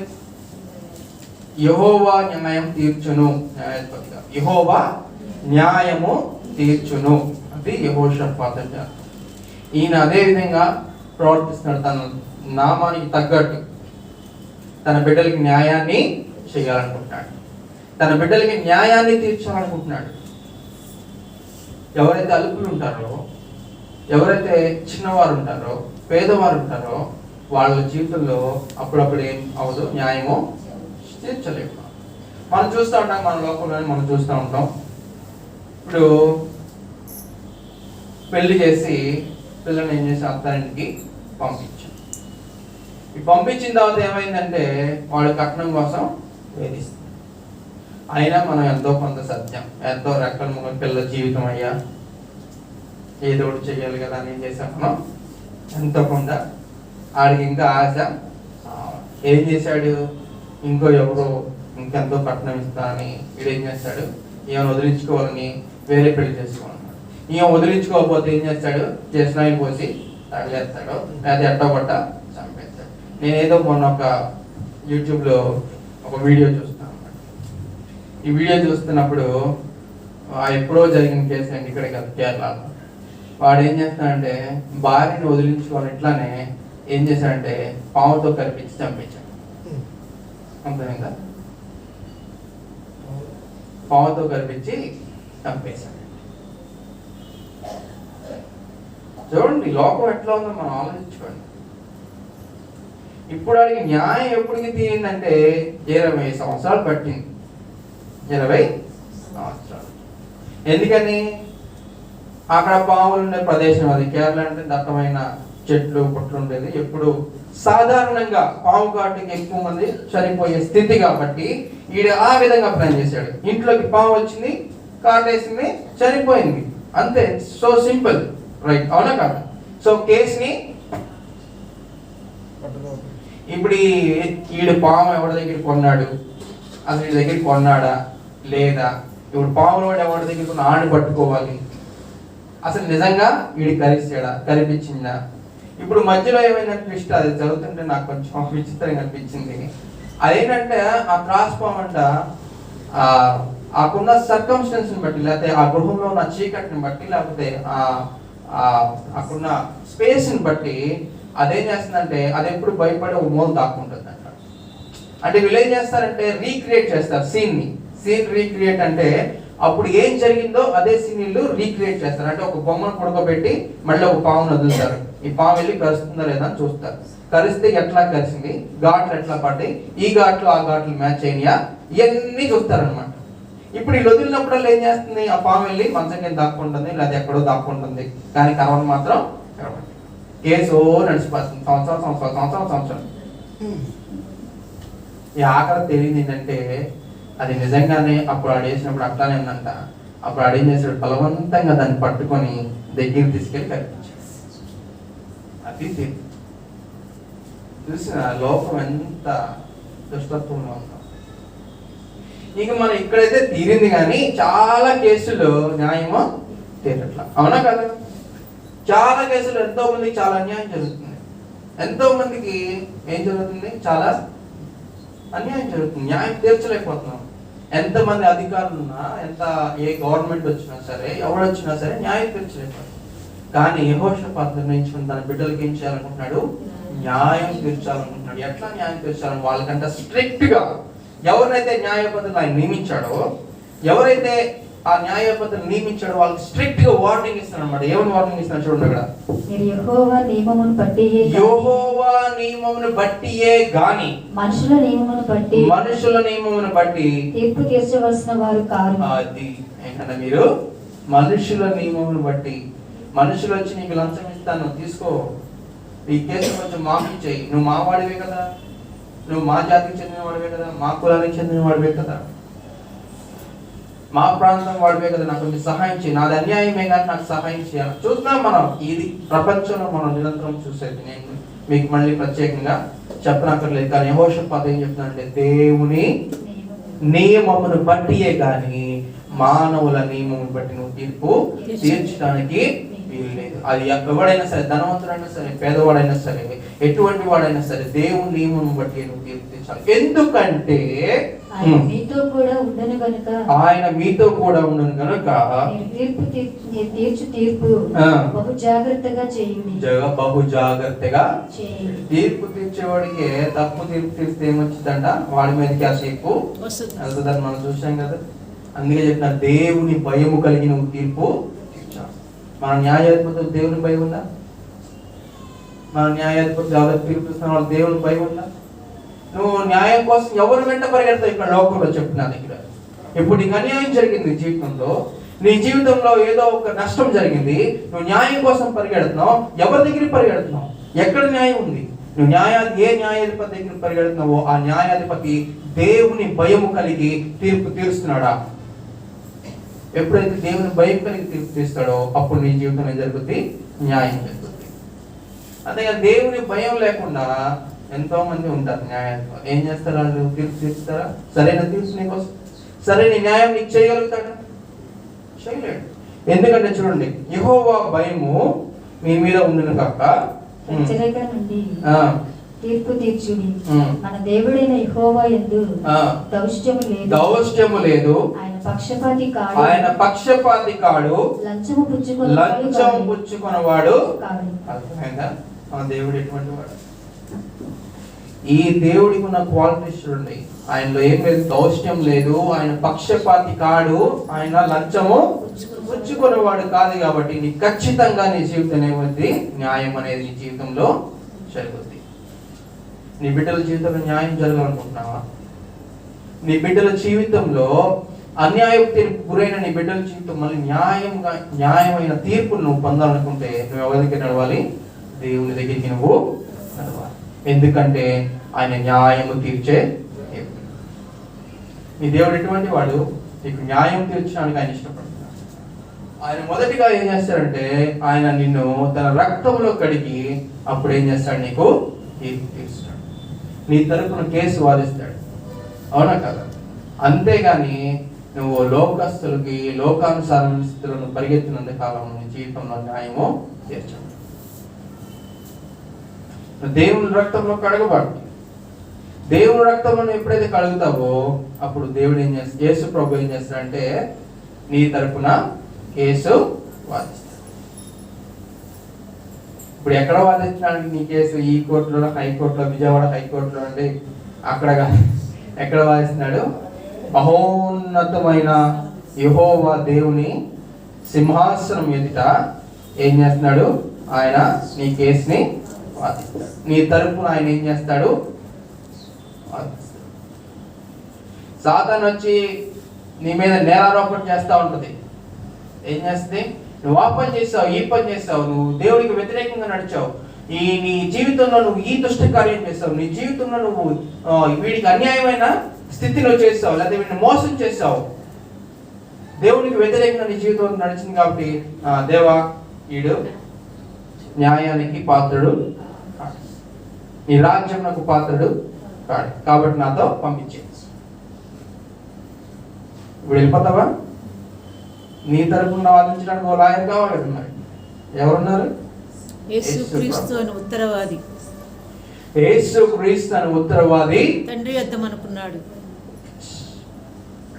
ఇప్పుడు గవర్నమెంట్ కాదు, ఇప్పుడు న్యాయస్థానం ఏం చేస్తుందంటే, అయ్యా నేను నా తరపు న్యాయవాదిని పెట్టుకోవడానికి నాకు అంత స్తోమత లేదు అని చెప్తే మా తరపు న్యాయవాదిని నీకు పంపిస్తాను అనే పాయింట్ అవునా కాదు? ఇప్పుడు దేవుడి దగ్గరికి వెళ్ళి సాతాను ఏం చేస్తుంది? నీ మీద నేరారోపణ చేస్తుంది. నీకు నీ జీవితం న్యాయం తీర్చబడాలంటే నువ్వేం చేయాలి? తండ్రి నా తరపున వాదించడానికి ఎవరు లేరయ్యా అంటే తండ్రి చెప్తున్నాడు, నా కుమారుడా వెళ్ళి వాదించాడు. ఇప్పుడు నువ్వు ఎప్పుడైతే దేవుని రక్తంలో నువ్వు కడగబడతావో, క్రీస్తు రక్తంలో నువ్వు ఎప్పుడైతే కడగబడతావో, ఎప్పుడైతే నీ మలిన వస్త్రాలు తీసేసి నూతన వస్త్రాలు, ప్రకాశవంతమైన వస్త్రాలను ధరించుకుంటావో, యేసు ప్రభు ఏం చేస్తాడు? నీ కేసుని వాదిస్తాడు. ఇంకో విషయం చెప్పిన, ఆయనకి ఓటం అంటే ఏంటో తెలియదు. అది గొప్ప విషయం. ఆయనకి ఓటం అంటే ఏంటో తెలియదు. యేసు ప్రభు ఆ న్యాయస్థానంలో మెట్లు ఎక్కుతుంటేనే ఈ సాతాను ఏం చేస్తాడు? సర్దుకొని పారిపోతాడు. ఉల్టా ఇప్పుడు దాకా నీ మీద నేరాలు స్థాపన చేశాడు, ఇప్పుడు దాకా నీకు అన్యాయమైన తీర్పు తీర్చాలని వాడు ఎన్నో ప్రయత్నాలు చేశాడు. కానీ ఎప్పుడైతే యేసు ప్రభు నీ జీవితంలోకి వస్తున్నాడో వాడు ఏం చేస్తున్నాడు? యెహోషాపాతు తన బిడ్డలకు ఏం చేస్తున్నాడు? న్యాయమైన తీర్పును ఇవ్వాలనుకుంటున్నాడు, న్యాయబద్ధమైన జీవితాన్ని వాళ్ళకి ఇవ్వాలనుకుంటున్నాడు. అన్యాయం ఎక్కడా లేకుండా ఆయన చూడాలని ఆశపడుతుంది. నీ జీవితంలో అన్యాయం ఉండకూడదంటే మనం చనిపోయిన తర్వాత మన ఆత్మ ఏం చేయాలి? దుష్టుడు ఏం చేశాడు? నేను మోసం చేసి నేను పాపంలోనికి లాగి నేను ఏం చేస్తున్నాడు? ఇప్పుడు నీ మీదే నేరస్థాపన చేస్తున్నాడు. అయ్యా నాకేం తెలియదయ్యా, అయ్యా వాడయ్యా నన్ను చేయమంది, ఆడు నన్ను ఏంటది ప్రోత్సహించాడు, లేకపోతే ప్రలోభ పెట్టాడు, ఇది చేసి నన్ను దీనిలోకి నడిపించాడు అన్న ఎంత చెప్తే ఉపయోగం లేదు.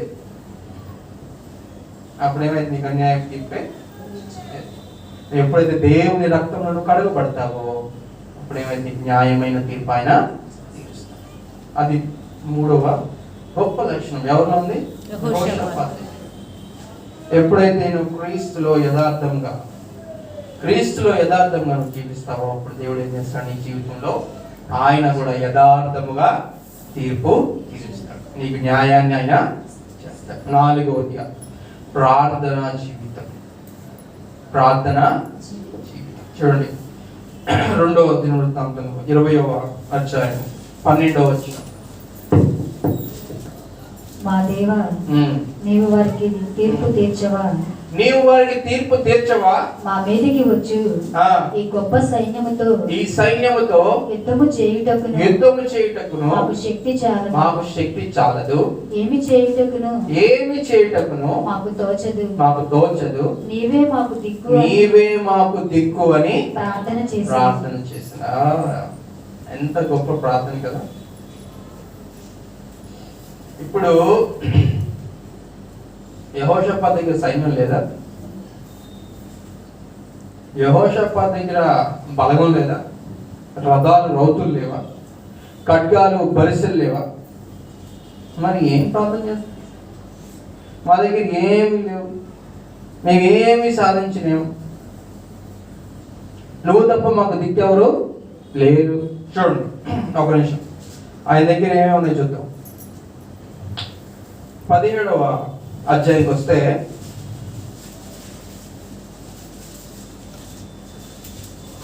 17వ అధ్యాయంలో చూడండి 13వ వచనం చదవనమ్మా. యూదా దేశపు పట్టణములలో అతనికి బహుధనము సమకూర్చబడెను. అతని క్రింది పరాక్రమశాలులు యెరూషలేములో కూడి ఉండిరి. ఆయన కింద ఎవరున్నారంట? పరాక్రమశాలి అంటే దీనికి తెలుసా మీకు? ఒక చేత్తో 100 మందిని చంపేస్తా. పరాక్రమశాలి, యుద్ధ నైపుణ్యం కలిగిన ఎంతమంది ఉన్నారు ఆ కింద చదువుకుంటా ఉంటే? ఓ ఎన్నో వేల మంది ఉన్నారు. ఉన్నారా లేదా? ఇంకా ఆయన చదువుకుంటూ వెళ్తే ఎంతో మంది పరాక్రమశాలు ఆయన దగ్గర ఉన్నారంట. కానీ నేనేమని ప్రార్థన చేస్తానంటే, మేమేమి చేయటం మాకు తోచట్లేదు, చేత కావట్లేదు అయ్యా. నువ్వు అనుకుంటున్నావు నా దగ్గర బలం ఉంది, నా దగ్గర బలగం ఉంది, నా దగ్గర ధనం ఉంది, నేనేమన్నా చేయగలను, నేనేమన్నా సాధించగలను, నా దగ్గర ఉన్న బలంతో ధనంతో నేనేమన్నా సాధించగలను, అదే నా దగ్గర ఉన్న అధికారంతో నేనేమన్నా సాధించగలను అనుకుంటున్నామేమో. కానీ నువ్వేమీ సాధించలేవు, ఏమీ సాధించలేవు. డబ్బే నీకు ప్రామాణికం అనుకుంటున్నామేమో, డబ్బు ఉంటే చాలు సమస్తము జరిగిపోద్ది అనుకుంటున్నామేమో, కానీ ఏమీ జరగదు. అని ప్రార్థన జీవితం చూడండి. ఈ ప్రార్థన జీవితం ఎక్కడ నుంచి వచ్చింది తెలుసా? తండ్రి దగ్గర నుంచి వచ్చింది. ఎవరు తండ్రి? ఆశ. ఆశ దగ్గర నుంచి వచ్చింది. చూడండి 2వ దినవృత్తాంతం 14వ అధ్యాయం 11వ వచనం. ఆశ ఏమని ప్రార్థన చేస్తాను చూడండి అక్కడ. ఆశ తన దేవుడైన యెహోవాకు మొరపెట్టి, యెహోవా విస్తారమైన సైన్యము చేతిలో ఓడిపోకుండా బలము లేని వారికి సహాయం చేయుటకు నీకన్నా ఎవరునూ లేరు. దేవా నీకన్నా మాకు ఎవరు లేరు. ఇక్కడ కూడా యెహోషాపాతు ఏమని ప్రార్థన చేస్తున్నాడు? నువ్వు తప్ప మాకు ఎవ్వరు లేరు. మన జీవితంలో మనం చేయాల్సిన ప్రార్థన ఏంటి? దేవా నువ్వు తప్ప నాకెవ్వరు లేరయ్యా. నా ఈ సమస్య వచ్చింది, నాకు ఇబ్బంది వచ్చింది, నన్ను తప్పించడానికి నువ్వే శక్తి గల దేవుడు. నన్ను ఇబ్బంది నుంచి నన్ను విడిపించడానికి నీకంటే సమర్థుడు ఎవ్వరు లేరు. మనం ఎప్పుడైనా ప్రార్థన చేస్తున్నామా? లేకపోతే నీ సొంత ఆలోచనల మీద, సొంత ఉద్దేశాల మీద నువ్వు ఆధారపడి జీవిస్తున్నావు? ఒకసారి నువ్వు ఎప్పుడైతే నీ సొంత ఉద్దేశాల మీద ఆధారపడి జీవిస్తావో, నీకు ఒక సమస్య వచ్చింది, దీన్ని ఈ విధంగా సాల్వ్ చేస్తే మంచిది, ఈ విధంగా దీన్ని సాల్వ్ చేస్తే మంచిది, నువ్వు ఏం చేసుకుంటావు? ఒక ప్రణాళిక నువ్వు వేసుకుంటావు. ఎందుకని? నీ ఆలోచన, నీ ఉద్దేశాలు, నీ తలంపులకి ఒక ప్రణాళిక వేసుకొని వెళ్ళిన తర్వాత సిచ్యువేషన్ అంతా వేరేలా కనపడుతుంది. నీకేమైంది? కళ్ళు అది నేను ఇలా అనుకున్నా కదా, నేను ఈ ప్రకారం చేద్దాం అనుకున్నా కదా, ఇదేం ఇలా అయిపోయింది. కానీ ఎప్పుడైతే నువ్వు దేవుడి మీద ఆధారపడి జీవిస్తావో, దేవుడు ఏం చేస్తాడు? సమస్తాన్ని ఆయన సాధ్యపరుస్తాడు. అద్భుతమైన కార్యాలను చూడటానికి ఆయన ఏం చేస్తాడు? సహాయం చేస్తాడు. చూడండి ఇక్కడ ఏం జరుగుతుందంటే, ఒకటి కాదు 3 దేశాలు, ఒకటి కాదండి 3 దేశాలు ఏం చేస్తున్నాయి? యూదావారి మీదకి యుద్ధానికి వచ్చినప్పుడు 3 దేశాలు కలిసి వచ్చినప్పుడు నేను ప్రార్థన చేస్తున్నప్పుడు ఏమని ప్రార్థన చేస్తున్నాడు? దేవా ఏం చేయాలో మాకు తోచట్లేదయ్యా, నీ ఆలోచనతో మమ్మల్ని నింపు, నీవు తప్ప మాకు దిక్కెవరు లేరయ్యా అని ప్రార్థన చేసినప్పుడు కన్నీటితో ప్రార్థన చేస్తున్నాడంట, ఉపవాసంతో ప్రార్థన చేస్తున్నాడంట. అప్పుడు దేవుడు ఏం చేశాడు తెలుసా? వీళ్ళు వస్తున్న మార్గంలో కొంతమంది కాపలా ఉన్నారంట. ఎవరు వస్తున్న మార్గంలో? ఈ శత్రువులు ఎవరైతే వస్తున్నారో, ఈ శత్రువులు వస్తున్న మార్గంలో కొంతమంది కాపలా ఉన్నారంట. వాళ్ళు ఏం చేశారు? ఈ వస్తున్న వాళ్ళ మీద పడి ఆమె అక్కడతో అయిపోలా. ఈ చంపేసిన వాళ్ళు ఏం చేస్తున్నారు? ఒకళ్ళనొకళ్ళు పొడుచుకొని చచ్చిపోతారు. అబ్బో,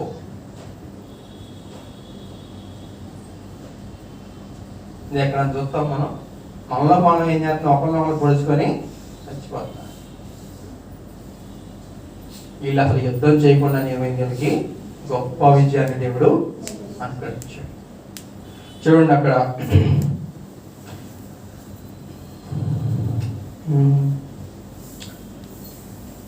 26వ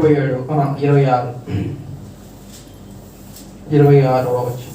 4వ దినమున వారు బెరాకా లోయలో కూడిరి. బెరాకా అంటే అర్థం ఏంటి చెప్పండి? కింద స్తుతి, ఆశీర్వాదం. నువ్వు ఎక్కడైతే కన్నీరు విడిచావో దేవుడు ఏం చేస్తానంటే దాన్ని ఆశీర్వాదంగా.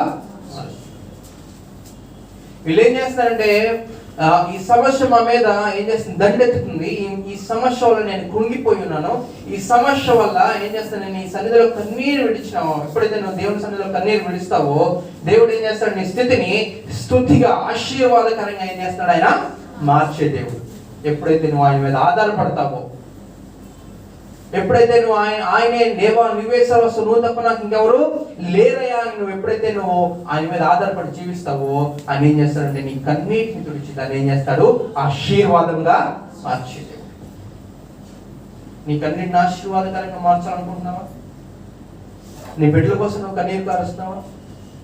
నీకున్న శ్రమలు బట్టి, ఇబ్బందులు బట్టి నువ్వు కన్నీరు కారుస్తున్నావా? దేవుని సన్నిధిలో కన్నీరు కారుస్తున్నావా? నువ్వు కన్నీరు కార్చుకోండి. ఇప్పుడే నువ్వేం చేయాలి? దేవుని సన్నిధిలో కన్నీరు కార్చాలి. నీ బిడ్డల గురించి కన్నీరు కార్చాలి. వాళ్ళ మారు మనసు గురించి నువ్వు కన్నీరు కార్చాలి. వాళ్ళు దేవుని సన్నిధిలో నుంచి తప్పిపోకుండా ఉండడానికి నువ్వేం చేయాలి? కన్నీరు కార్చాలి. అప్పుడు దేవుడు ఏం చేస్తాడు? నీ కన్నీరుని చూసి దాన్ని ఆశీర్వాదంగా నీ మీదకి, నీ కుటుంబం మీదకి ఆయన ఏం చేస్తాడు? దాన్ని ఆశీర్వాదకరంగా ఆయన మార్చే దేవుడుగా ఉంటున్నాడు. అటువంటి స్థితి మనకు కావాలి. ప్రార్థనలో ఆయన ఏం చేస్తున్నాడు? అంతకంతకు ఎదుగుతున్నట్లుగా మనం చూస్తున్నాం. అప్పుడు ఏం చేస్తున్నాడంట? అంతకంతకు ఎదుగుతున్నాడంట. ఎవరు? యెహోషాపాతు అంతకంతకు ఆశీర్వదించబడుతున్నాడు. చుట్టుపక్కల ఉన్న దేశాలు వాళ్ళు ఏం చేస్తున్నారంటే ఈయనకి పన్నులు కడుతున్నారు, తర్వాత ఎన్నో బహుమతులు తీసుకొచ్చి ఇస్తున్నారు. ఎంతో ఘనమైన స్థితి దేవుడు యెహోషాపాతుకి అనుగ్రహించాడు. ఎట్లా అనుగ్రహించాడు? The characteristics of Jehoshaphat. దేవుని సన్నిధిలో ఏ విధంగా తన జీవితాన్ని భద్రపరచుకున్నాడో చూస్తున్నారు. దేవుని సన్నిధిలో ఏ విధంగా భద్రపరచుకున్నాడు చూడండి. మొదటిగా ఏమనుకుంటున్నాడు? తన మనసుని దృఢపరచుకున్నాడు. దేవుని మార్గంలో నడవాలని తన హృదయాన్ని, తన మనసును దృఢపరచుకుంటున్నాడు. తర్వాత ఏం చేస్తున్నాడు? దేవుని వాక్యాన్ని తన ప్రజలకు వినిపిస్తున్నాడు. ప్రజల హృదయాల్లో దేవుని వాక్యాన్ని నాటుతున్నాడు. మూడోది న్యాయం తీర్చుకుని దేవుణ్ణి ఆశ్రయిస్తున్నాడు. దేవా నీ న్యాయమును బట్టి, నీ నీతిని బట్టి మా జీవితాల్లో న్యాయము జరిగించు. నీ న్యాయమును బట్టి, నీ ధర్మమును బట్టి, నీ అధికారమును బట్టి, లేకపోతే నీ విధులను బట్టి ఏం చేయి? నాకు నా జీవితంలో న్యాయము తీర్చు. నా బిడ్డల జీవితంలో న్యాయం తీర్చని ఆయన. తర్వాత నాలుగోది ప్రార్థన. సమస్తమును ఏం చేస్తున్నాడు? విడిచిపెట్టి ఆయన మీద ఆధారపడుతున్నాడు. లోకంలో ఉన్న స్థితిగతులు, లేకపోతే దానిలో ఉన్న ఆ ధనము, లేకపోతే నీకున్న ఆ సంపదను, నీ అధికారంలో, లేకపోతే నీకున్న బలాన్ని చూసుకుని ఆయన విరవిగట్లేదు. కానీ దానంతటిని పక్కకు తోసి ఏం చేస్తున్నాడు? తగ్గింపు జీవితంతో దేవుని సన్నిధిలో మొరపెడు. దేవా నీవు తప్ప సహాయం చేసేవాడు ఎవ్వరు. నువ్వు ఈ విధంగా ప్రార్థన చేస్తే దేవుడు ఖచ్చితంగా నేను ఆశీర్వదిస్తాడు. దేవా నువ్వు తప్ప నన్ను ఈ సమస్యల నుంచి బయటపడేసే వాళ్ళు ఎవరు లేరయ్యా, నువ్వు తప్ప నన్ను ఈ సమస్య నుంచి విడిపించే వాళ్ళు ఎవరు లేరయ్యా అని మనం ప్రార్థన చేస్తే దేవుడు ఏం చేస్తాడు?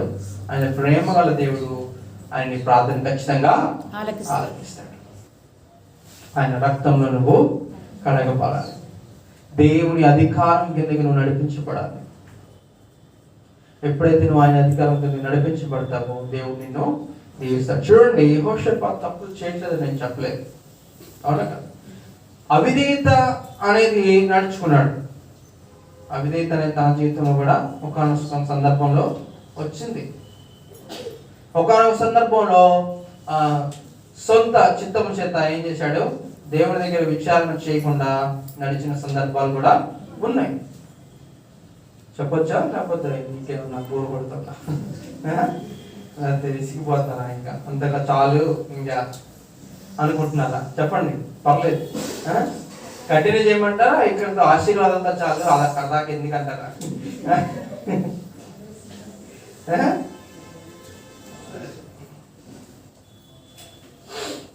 చూడండి, 2వ దినవృత్తాంతం 18వ అధ్యాయం 1వ వచనం. తనకు ఐశ్వర్యమును ఘనతయు అధికముగా కలిగిన తరువాత యెహోషాపాతు అహాబుతో 1000 మంది. అది చాలు.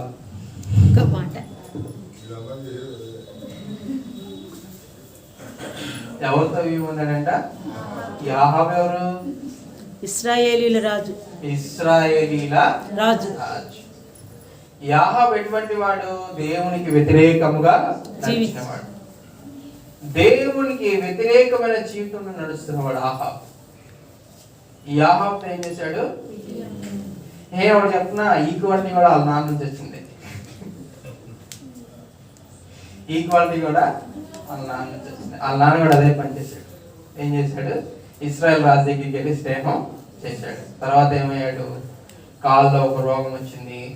తర్వాత దేవుని దగ్గర విచారణ చేయలేదు, దేవుని దగ్గర పశ్చాత్తాపడలేదు, అలానే చనిపోయాడు. ఈయన కూడా అదే తప్పు చేస్తాడు అన్నమాట. ఏం చేస్తాడు? ఇస్రాయల్ రాజు దగ్గరికి వెళ్ళి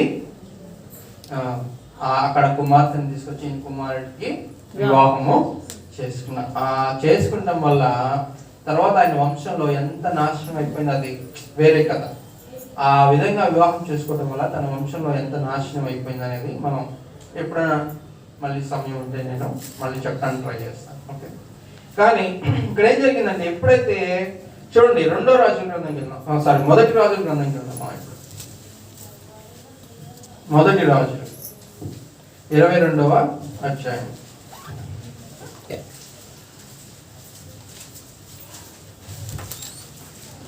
చూడండి, ఇస్రాయేల్కి సిరియల్కి పడట్లేదు. ఇస్రాయేల్కి సిరియల్కి ఎప్పుడు యుద్ధం జరుగుతుంది. 3 సంవత్సరాల నుంచి యుద్ధం జరిగింది. ఈ 3వ సంవత్సరంలో యెహోషాపాతు వెళ్ళినప్పుడు ఏం చేస్తున్నాడు? చూడు 4వ వచనంలో 22:4 నాతో కూడా నీవు రామోత్ గిలాదునకు వచ్చేదేవా అని యెహోషాపాతుని అడిగాను. అందుకు యెహోషాపాతు నేను నీవాడనే నా జనులు నీ జనులు నా గుర్రములను నీ గుర్రములే అని ఇశ్రాయేలు రాజు. చాలా విశాల హృదయం,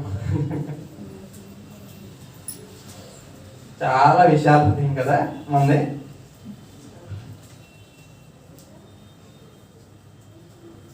ఏం చేస్తున్నాడు? ఇశ్రాయేల్ రాజు వచ్చి అసలు ఆడు చాలా కుయుక్తిపడాడు. ఫస్ట్ ఆఫ్ ఆల్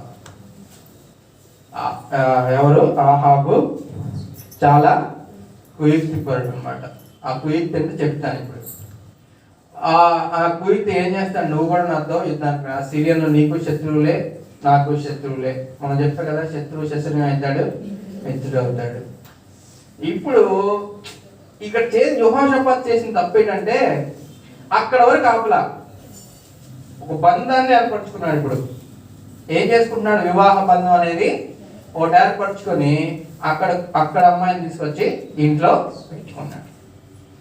అది వేరే పత్రం. ఓకే, మనం ఈ పత్రం గురించి మాట్లాడుకున్నాం. ఫస్ట్ ఎప్పుడైతే యుద్ధానికి రమ్మన్నాడో దేవుని దగ్గర విచారణ చేయలేదు. ప్రతి విషయంలో దేవుని దగ్గర విచారణ చేసే యెహోషాపాతు ఇక్కడ మాత్రం దేవుని దగ్గర విచారణ చేయాలి. తర్వాత విచారణ చేస్తే ఉపయోగం లేదు. తర్వాత యుద్ధంలో వచ్చిన తర్వాత దేవుడు నీకు విజయాన్ని ఇస్తా అన్నాడా? నువ్వు ప్రవక్తల దగ్గర విచారణ చేసావా? అది చేసావా, ఇది చేసావా అంటే నువ్వు ఫస్ట్ స్టెప్పే రాంగ్ స్టెప్. మొదటి కాలేజ్ చేసుకెళ్ళి ఏం చేసావు? బురదలో వేసావు. మళ్ళీ ఇంకేంటి? మళ్ళీ నా ప్రజలు నీ ప్రజలు, నా గుర్రాలు నీ గుర్రాలు, నా రథాలు నీ రథాలు, మనమంతా ఒకటే. ఫస్ట్ వాక్యం చదువుకుంది ఏంటి మనం? చెప్పండి. 17వ అధ్యాయం 1వ వచనం దినవృత్తాంతం. ఫస్ట్ మనం చదువుకుంది ఏంటి? ఇశ్రాయేలు వచ్చి మా మీద పడకుండా నేనేం చేస్తాను? నా రాజ్యాన్ని నేను బలపరుచుకున్నా. ఇప్పుడు వెళ్ళి ఏం చేస్తున్నాడు? ఇశ్రాయేల్ వెళ్ళిపోయి వాటేసుకొని నీ ప్రజలు నా ప్రజలే, నీ వాళ్ళు నా వారిని, మనందరం ఒకటే.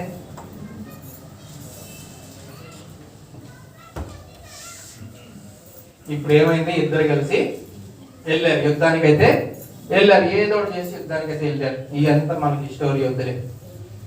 యుద్ధానికి వెళ్ళిన తర్వాత ఇప్పుడు ఇదంతా కుయుక్తిపడే ఇశ్రాయేల్ రాజు ఏం చేస్తున్నాడంటే, ఇప్పుడు రాజుకు ఒక వస్త్రధారణ ఉంటుంది యుద్ధం చేయడంలో, అవునా కాదు? భటులకు ఒక వస్త్రధారణ ఉంటుంది, సేనాధిపతులకు ఒక వస్త్రధారణ ఉంటుంది. ప్రతి ఒక్కరికి వాళ్ళ గ్రేడ్ చొప్పున లేదా వాళ్ళ క్యాడర్ చొప్పున ఏం చేస్తారు? ఒక వస్త్రధారణని అనుగ్రహిస్తారు. అప్పుడు ఏమైంది అంటే చూసి గుర్తుపట్టడానికి అనమాట. అంటే వీడు ఈ స్థాయికి చెందినవాడు, వీడు ఈ స్థాయికి చెందిన, వీడి సేనాధిపతి గుర్రం ఎక్కి వెళ్తున్నాడు, వీడు ఇది. తర్వాత ఏనుగు మీద వస్తున్నాడు, వీడు రాజు అనే ఒక క్యాడర్ ఉంది. ఇప్పుడు ఇశ్రాయేల్ రాజు ఏం చేస్తాడంటే, నేను మారు వేషం వేసుకొని నేను ఒక భటుడు వేషమో లేకపోతే ఆ సేనాధిపతి వేషమో వేసుకొని నేను యుద్ధం చేస్తాను, నువ్వు రాజు గెటప్లో అలానే.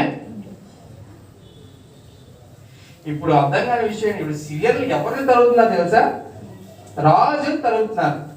ఇప్పుడు యుద్ధం చేసేవాడికి అక్కడెక్కడో ఉంటాడు, ఈడు అక్కడెక్కడో ఉంటాడు. యుద్ధం చేసేవాళ్ళ కదా, ముఖాలు కనపడతాయా?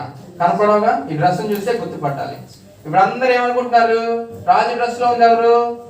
యెహోషాపాతు. ఇప్పుడు అందరు ఎవరైనా కనపడుతున్నారు? అబ్బో చూసారు ఆడు తెలివి. అది ఎందుకు వెళ్ళి కౌగులించుకున్నాడు? ఎందుకు రమ్మన్నాడు యుద్ధానికి? ఆలోచించావా?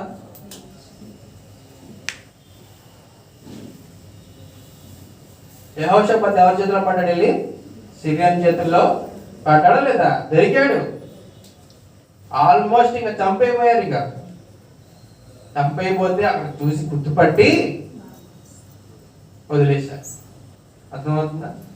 నువ్వు కూడా దేవునికి వ్యతిరేకమైన స్థితిలో నడిచి దేవునికి వ్యతిరేకమైన బిడ్డలతో నువ్వు సహవాసం చేసినట్లయితే నీ బిడ్డలు నీకు ఇటువంటి పరిస్థితి రావచ్చని దేవుడు హెచ్చరిస్తాడు.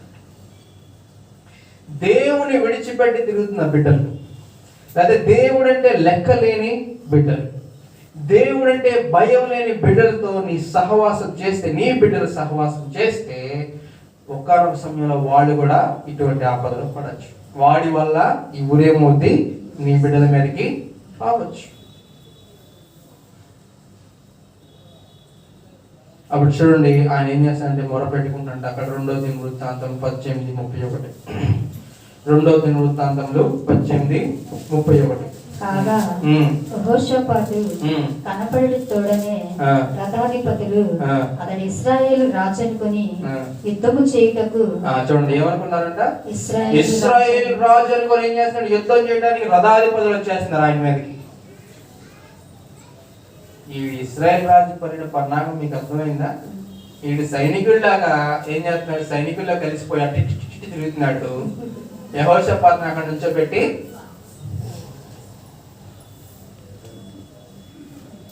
ఈ సాతానుడు ఏం చేస్తాడంటే ఒకరిని పంపిస్తాడు. వాడు వెనకాలండి వీడేం చేస్తాడు? నీకంటే గొప్పోడు లేడురా, నీకంటే అసలు వీరుడెవడు లేడు అని ఏం చేస్తాడు? మనల్ని ముందుకి తోసేస్తాడు. మనం ఏం చేస్తాం? ఆల్రెడీ మనకంటే వీరుడెవడు లేడని ముందుకి వెళ్ళి ఏం చేస్తాం? బొక్క బోర్ల పడతాం. మొఖం మూతి మొత్తం ఏకమైపోతుంది. అదే చెప్తున్నాడు, నేను మారువేషం వేసుకొని తిరుగుతాను, సైనికుల్లో తిరుగుతాను, సైనికుల్లో యుద్ధం చేస్తాను, నువ్వు మాత్రం రాజుగా అలానే. ఈ ఎంత తెలివి తక్కువ కాబట్టి. కాకపోతే యెహోషాపాతు ఎందుకని తెలివి తక్కువ అయిపోయాడు? ఇక్కడ సొంత ఆలోచనల మీద ఆధారపడ్డాడు, సొంత ఉద్దేశాల మీద ఆధారపడ్డాడు.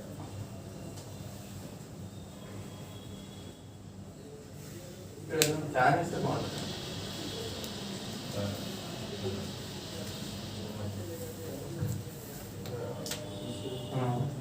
సొంత ఉద్దేశాల మీద ఆధారపడి ఏం చేస్తాడు? అట్లా చేసినప్పుడు వాళ్ళు వచ్చి పడతారు. చదవండి మాది 31వ. యెహోషాపాతు కనబడుతోనే రథాధిపతులు అతడు ఇశ్రాయేలు రాజనుకొని యుద్ధము చేయడానికి అతను చుట్టుకునేది. కానీ యెహోషాపాతు మొరపెట్టినందున అక్కడ ఏం చేస్తున్నాడు? మొరపెడుతున్నాడు. ఎవరికి మొరపెడుతున్నాడు? అలాగే సైనికులకి. అయ్యా నేను ఇశ్రాయేల్ రాజుని కాదు అని మొరపెడుతున్నా, దేవునికి మొరపెడుతున్నాడు. ఎవరు మొరపెడుతున్నాడు? చూడమ్మా. యెహోవా అతనికి సహాయం చేసింది. యెహోవా అతనికి సహాయం చేసి దేవుడు అతని యొద్ద నుండి వారి తొలగిపోయినట్లు చేసింది. చూడండి ఇక్కడ ఒక పాయింట్ చెప్తాను మీకు అర్థమయ్యేలాగా. ఇప్పుడు 2 రాజ్యాలు, ఒకటి ఇశ్రాయేల్ రాజ్యము, ఒకటి యూదా రాజ్యం. ఈ సిరియన్లకి ఇజ్రాయెల్ అంటే పడదు, యూదులు అంటే పడదు. అవునా కదా? వీళ్ళతో యుద్ధం చేస్తారు, వీళ్ళతోనే యుద్ధం చేస్తారు. ఇప్పుడు మీకు అర్థమవలసిన విషయం ఏంటంటే ఒక్క దెబ్బకు 2 పెట్టలు. తెలుసా తెలీదా? అంటే ఏంటి? వీళ్ళు ఇశ్రాయేల్ మీదకి యుద్ధం చేద్దామని వచ్చారు, కానీ యూదా రాజు కూడా రాజుని తీసేస్తే ఏమైంది? ఈ రాజ్యం కూడా వాళ్ళది అవుతుంది, వాళ్ళది అయిపోద్ది. అవునా కదా? కానీ దేవుడు ఏం చేశాడు? అక్కడ నుంచి దట్ ఈస్ ఇంపార్టెంట్. నిన్ను ఎటువంటి స్థితిలో నుంచి అయినా దేవుడు ఏం చేస్తాడు? విడిపించగల సమర్థుడు. వాళ్ళు చంపేయచ్చు కదా, అవునా కదా? చంపేస్తే లాభమేనా కదా?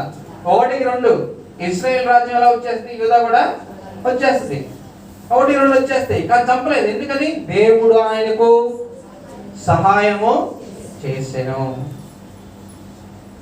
దేవుడు సహాయం చేస్తే నువ్వేదైతే ఇంపాసిబుల్ అనుకుంటావో, అరే ఇలా జరుగుంటే, ఇప్పుడు మనందరం అనుకుంటాం కదా, అరే నేను రాజు అయితే ఏం వేసేస్తాను, నాకు 2 రాజ్యాలు కలిసి వస్తాయి, అవునా కదా? కానీ దేవుడు ఆలోచన వేరు, దేవుడు ఉద్దేశాలు వేరు. దేవుడు ఎటువంటి స్థితిలో నుంచి అయినా సరే దేవుడు ఏం చేయగలడు, ఎన్నో విడిపించగల సమర్థులను మీరు జ్ఞాపకం చేసుకోవాలి. యెహోషాపాతు వాళ్ళ చేతికి దొరికిన తర్వాత మొరపెట్టుకుంటున్నాడు. దేవునికి మొరపెట్టుకుంటున్నప్పుడు దేవుడు ఏం చేశాడు, ఆయన్ని వాళ్ళ చేతుల నుంచి తప్పించెను. చూసారా? చూడండి, ఈడు అనుకున్నాడు, అతి తెలియగలడు కదా ఈడు. ఎవరు? ఇశ్రాయేల్ రాజు. నేను బంటుగా లేకపోతే ఏదైనా భటుడుగా లేకపోతే సైనికుడిగా నేను యుద్ధం చేస్తే నన్ను ఎవరు రాజు గుర్తుపట్టరు కదా, నన్ను ఎవరు చంపరు, అది వాడి అన్నాడు. సో నేను చావను, చస్తే గిస్తే యెహోషాపాతు చచ్చిపోతాడు, నేను అక్కడ నుంచి తప్పుకోవచ్చు అనుకున్నాడు. కానీ చూడండి అక్కడ ఏం జరిగింది, ఎవడో ఒకడంట సైనికుడు గురి లేకుండా, అర్థమైందా? ఇప్పుడు గురి పెట్టేస్తారు, ఈ గురి లేకుండా వేసింది వెళ్ళి ఎవరు తెలియంది, ఇశ్రాయేల్ రాజు శైలి చచ్చిపోయింది. నువ్వు అనుకుంటే దేవుడు ఇంకోటి అనుకుంటాడు. ఈడేమనుకున్నాడు, ఈ సొంత తెలివితేటలతో నేను భటుడుగా ఉంటే నన్ను ఎవరేం చేయలేరు, ఎవరు నా దగ్గరికి రాలేరు. ఒకవేళ నా దగ్గరికి, ఇప్పుడు బట్టలు కింద వాళ్ళకి ఎలా వస్తారు, దగ్గరికి వచ్చి యుద్ధం చేస్తారు, అవునా కదా? దగ్గరికి వచ్చి యుద్ధం చేస్తే నా యుద్ధ నైపుణ్యంతో ఏం చేస్తారు, వాళ్ళని మట్టు పెడదాం అనుకున్నాడు. ఆడెవడో ఇటు గురి పెట్టేశాడంట, ఆ దెబ్బకి జెండా సర్దేసుకున్నాడు.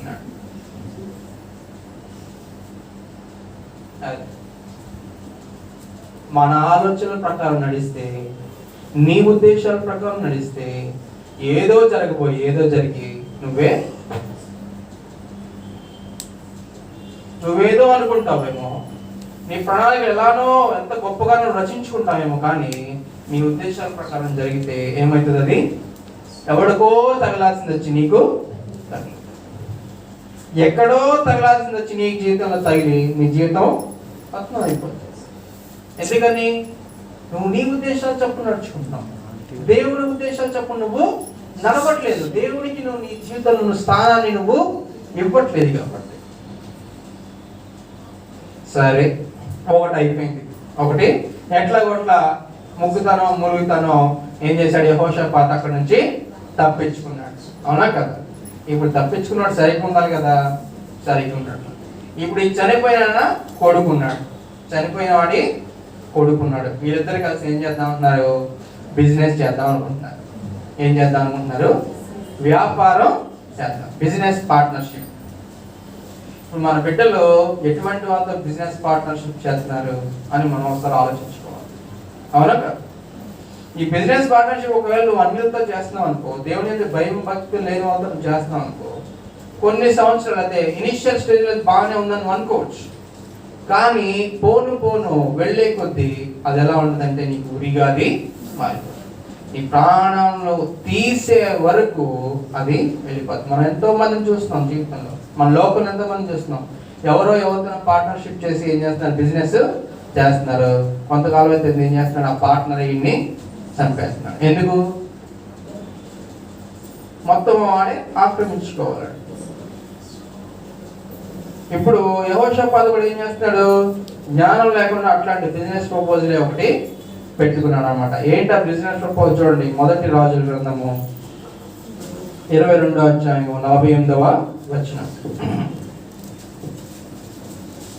యెహోషాపాతు బంగారం తెచ్చుటకై ఓపూరు దేశమునకు పోవుటకు తర్షీషు ఓడలను ఏం చేస్తున్నాడంట, కట్టిస్తున్నాడు. ఇప్పుడు ఏం తెచ్చుకోవడానికి? బంగారం బిజినెస్, గోల్డ్ బిజినెస్ చేయాలనుకుంటున్నారు వీళ్ళు, అవునా కాదు?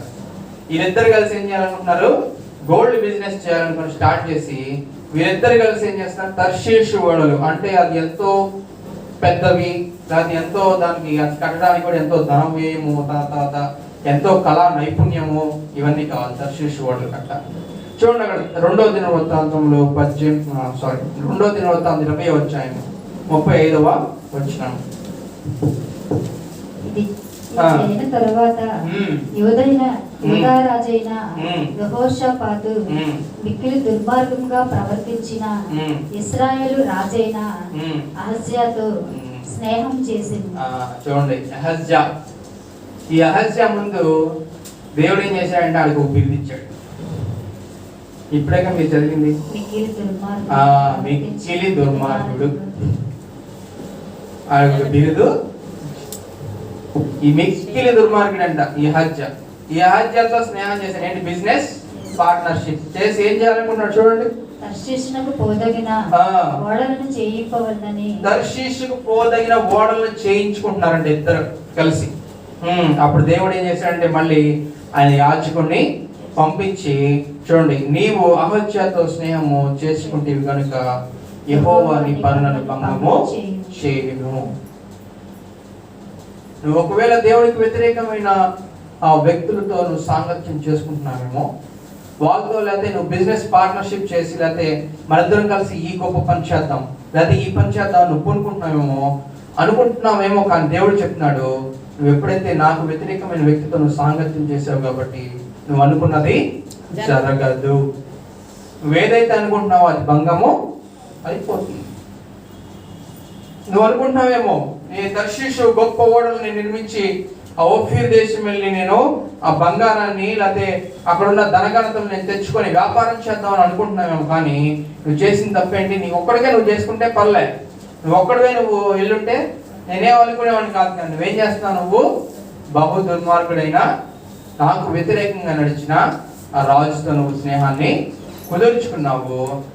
అక్కడ చెప్తున్నాడు దేవుడు ఏమని చెప్తున్నాడంటే నీ ఓడలు బద్దలైపోతాయి అంట. ఇప్పుడు మన జీవితం అనే ఓడ బద్దలైపోతుందా? నువ్వు జ్ఞాపకం చేసుకో. ఇప్పుడు నూతన నిబంధనకు వచ్చేసరికి దోణె అంటే తెలుసు కదా, చిన్న పొడవ. లేదంటే ఈ దోణె దేనికి సాదృశ్యంగా ఉంది? మన జీవితానికి సాదృశ్యంగా ఉంది. ఇప్పుడు ఈ తర్షీషు ఓడ కూడా నీ జీవితానికి సాదృశ్యంగా ఉంది. ఇప్పుడు దేవుడు చెప్తున్నాడు, నాకు వ్యతిరేకంగా నువ్వు నడుచుకుంటే ఏమవుతుంది? నీ జీవితము బద్దలైపోతుంది. నీ జీవితం బద్దలైపోతుంది. ఇంకా దేనికి అది ఇంకా పనికి రాదు. అందుకే దేవుడు చెప్తున్నాడు, అన్యులతో దేవునికి వ్యతిరేకమైన బిడ్డలతో సాంగత్యాన్ని మానేయి. దేవుడు హెచ్చరిస్తున్నాడు. ఎన్నిసార్లు హెచ్చరించాను వినకపోతే ఏం చేయలేము. ఇంకా దేవునికి వ్యతిరేకంగా నడుచుకునే బిడ్డలతో నువ్వు సాంగత్యాన్ని మానేయి. లాస్ట్ వీక్ చెప్పిన ప్రసంగం మీ అందరికీ అర్థమైంది అనుకుంటా. అర్థం కాలేదా? అర్థం కాలేదు. దాంట్లో నేను చెప్పాను కదా, అన్యులతో సహవాసం చేస్తే ఏం జరుగుతుందని చెప్పే కదా. అప్పుడు ఒక పాయింట్ చెప్తాను, మర్చిపోవడం అంటే బైబిల్లో పాయింట్ ఏం కాదు. అంటే నా జీవితంలో నేను స్వయంగా ఒక సందర్భంలో ఎదుర్కొన్న ఒక సంఘటన అంతే. ఓకే, నేను ఇంటర్మీడియట్ చదువుతున్నప్పుడు ఒకనొక సందర్భంలో కల్చరల్ ప్రోగ్రామ్ జరుగుతుంది కదా, అంటే డ్యాన్స్ అట్లా కల్చరల్ ప్రోగ్రామ్ జరుగుతున్నప్పుడు అట్లా నేనేం చేశానంటే ఒకనొక సందర్భంలో మా స్నేహితుడి ఇంటికి నేను వెళ్ళాల్సి వచ్చింది. వెళ్ళాను అంటే అక్కడ ప్రాక్టీస్ చేయడం వల్ల. వెళ్ళినప్పుడు వాళ్ళు ఎట్లా అంటే 2 పడవలు అనమాట. 2 పడవలంటే వాళ్ళ అమ్మమ్మ యేసుబాబు నమ్ముకుంది కాబట్టి యేసుబాబు పటం ఉంటుంది అక్కడ. వీళ్ళందరూ హిందువులు కాబట్టి హిందువుల పటం కూడా. ఇప్పుడు నేను వెళ్ళటమే పెద్ద తప్పు ఫస్ట్ ఆఫ్ ఆల్.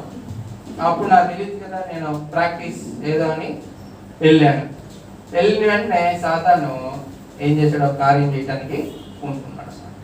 ఇది మీరు నమ్మినా నమ్మకపోయినా నేనేం చేయలేను, అది జరిగింది నేను చెప్తున్నాను అనమాట. ఓకే, ఏదో డిస్కషన్ వచ్చింది. ఇప్పుడు నేను ఇంకొక ఫ్రెండ్ ఇంటికి వెళ్ళాను. అంటే మొత్తం 3 ఉన్నాం. ఇప్పుడు ఈ ఇద్దరికి ఏదో డిస్కషన్ వచ్చింది. దేని మీద? దేవుడి మీద. ఓకే, అర్థమైందా? మీ దేవుడు గొప్ప, మా దేవుడు గొప్ప, సంథింగ్ ఏదో డిస్కషన్ వచ్చింది. I'm not at all involved in the discussion. First of all నేను పక్కన ఉన్నా.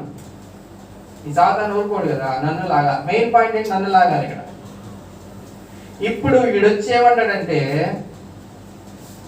అందరు దేవుళ్ళు ఒకటే అంటాడు. అందరు దేవుళ్ళు ఒకటే అంటాడు అవడు కదా. ఆడేమంటాడు, జాగ్రత్త ఉండాలి మీరు. మన స్నేహితులు, హిందూ స్నేహితులు కొంతమంది ఎట్లా ఉంటారని. ఎందుకని నేను చెప్తున్నానంటే మీ జీవితాన్ని జాగ్రత్తగా కాపాడుకోవాలని చెప్పిన ఈ ఎగ్జాంపుల్ మీ జీవితానికి చాలా ఉపయోగపడాలి. ఓకే, ఇదేమంటాడంటే నేను యేసు ప్రభు పడడానికి ఏం చేస్తున్నాను, నమస్కారం పెట్టాను, నా ముందే పెట్టాడు.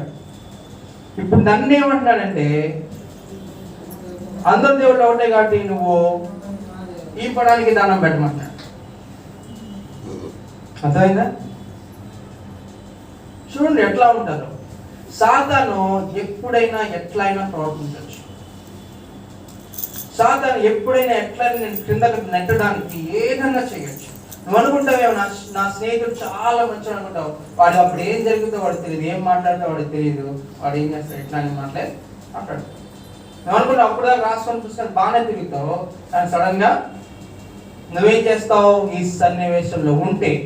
ఒకవేళ అనుకుంటున్నావు నా ఫ్రెండే నా ప్రాణం, వాడు నా కోసం సపోజ్ అనుకుందాం వాడు నీ కోసం చాలా గొప్ప పని చేశాడు, అతనికి ఎంతో సహాయం చేశాడు. వాడు నేను అడుగుతుంది ఒకటే, వాడు నేను అడుగుతుంది నేను నీకు ఎంతో సహాయం చేశాను కదా, నేను మీ దేవునికి కూడా నేను నమస్కారం చేశాను కదా, నువ్వు మా దేవునికి ఎందుకు నమస్కారం చేయు, అందరు దేవుళ్ళు ఒకటే కదా అని అంటే నువ్వేం చేస్తావు ఒకసారి ఆలోచించుకో. నువ్వేం చేస్తావు చెప్పాలమ్మా, హృదయపూర్వక యథార్థంగా చెప్పాలి. చేస్తావా లేదా? ఏం నాకు తెలియదు కానీ దేవుడి దయ వల్ల నేనైతే చేయను,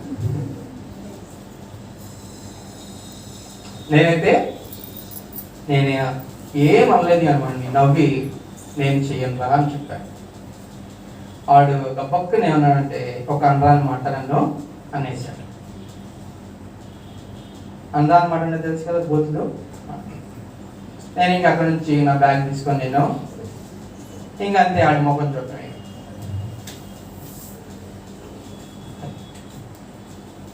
సాతాను ఏం చేస్తుందంటే నేను ఎన్నో రకాలుగా ప్రలోభ పెట్టడానికి, నేను ఎన్నో రకాలుగా టెంప్ట్ చేయడానికి ఏం చేస్తుంది, సున్నితంగా ఏం చేస్తుంది, నిన్ను సున్నితంగా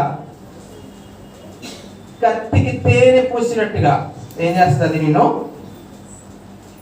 అటువంటి పరిస్థితులు తీసుకొస్తుంది. అటువంటి పరిస్థితులు నువ్వు గమనించి లోబడిపోయావా, గమనించకుండా నువ్వు దానికి లోబడిపోయావా, నీ జీవితం ఏమైతే బద్దలైపోతుంది, నీ ఓడ బద్దలైపోతుంది. గమనించుకొని నిన్ను నువ్వు కాపాడుకున్నావు. ఆడిపోతే పోయాడు, మనకేంటి, దేవుడు మనకు ముఖ్యం, నీ సాక్ష్యం నీకు ముఖ్యం. నువ్వేం ఒక్కసారి నువ్వు ఒకవేళ చేతులు ఎత్తితే నువ్వేం పోగొట్టుకుంటున్నావు, నీ సాక్ష్యాన్ని నువ్వు పోగొట్టుకుంటున్నావు, నీ ఆత్మీయ జీవితాన్ని నీ చేతులను నువ్వే చంపేసుకుంటున్నావు.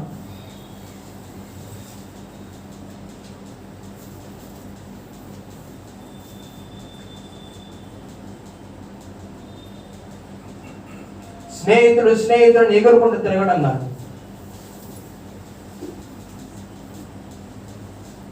ఇక్కడ ఏం చేశాడు, అతి దుర్మార్గుడైన వాడితో స్నేహం చేశాడు. దేవుడు ఏం చేస్తాడు, నీ ఓడల్ని బద్దలు చేస్తానంటాడు.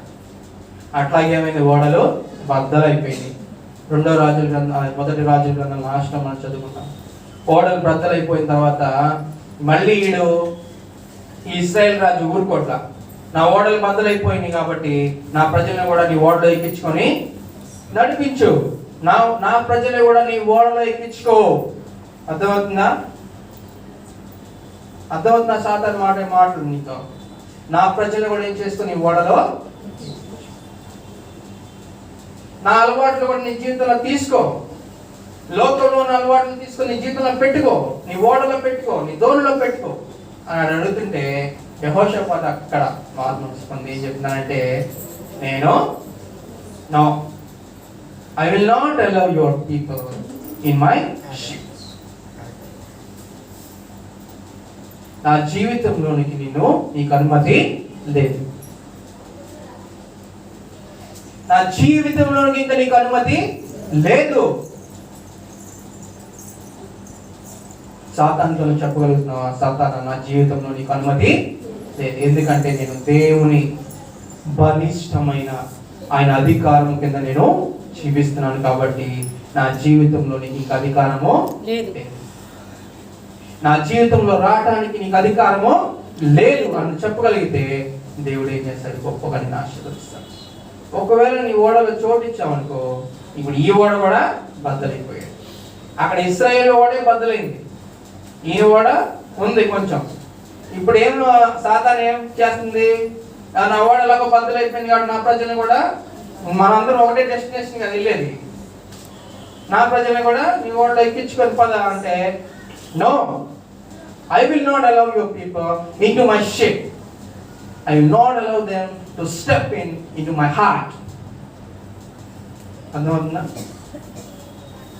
దేవునికి వ్యతిరేకమైనది ఏది నా హృదయంలో అడుగు పెట్టడానికి నేను అనుమతి ఇవ్వను. That is what repentance. యెహోషాపాతు అక్కడ మేల్కొంటాడు. 2 తప్పులు చేశాడు, తర్వాత అక్కడ మేల్కొంటాడు. మనం కూడా ముందు పొరపాట్లు చేసుకుని వచ్చాము.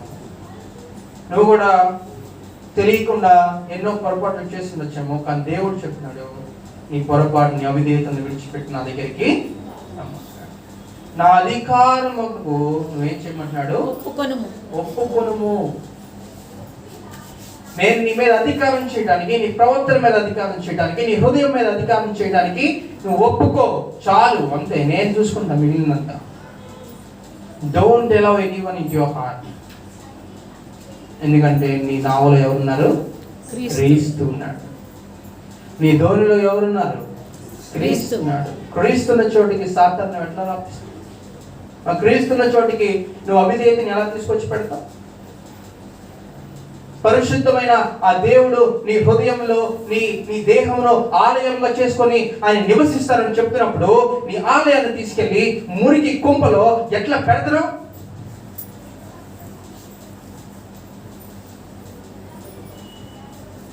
అయ్యా నీకు తెలియట్లేదా? నీ దేహము ఆయన ఆలయం అని నీకు తెలియదా? తెలిసి కూడా ఎందుకు తప్పు చేస్తున్నావు? తెలిసి కూడా తీసుకెళ్ళి ఎందుకు ఆ మోసము లేకపోతే దేవునికి వ్యతిరేకమైన స్థితిలో ఎందుకు నీ దేహాన్ని పాడు చేసుకుంటున్నావు?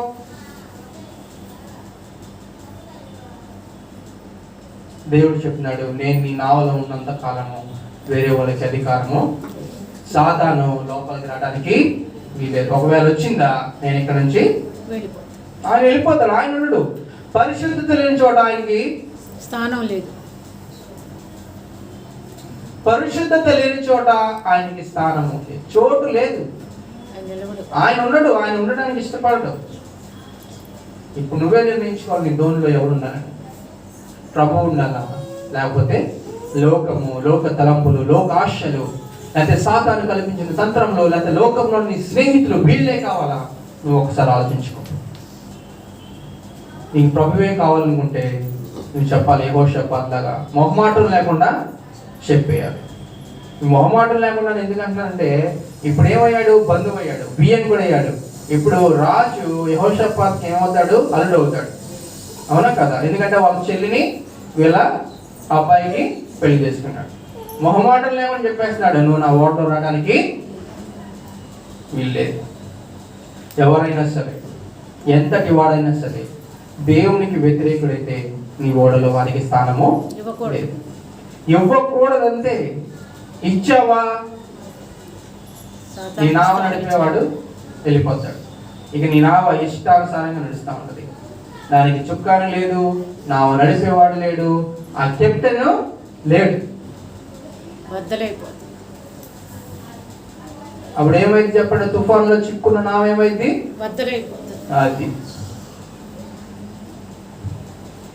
ఇప్పుడు తుఫాన్లో, సముద్రంలో తుఫాన్లు వచ్చినప్పుడు నావని సరైన క్యాప్టెన్ ఉంటే ఏం చేస్తాడు?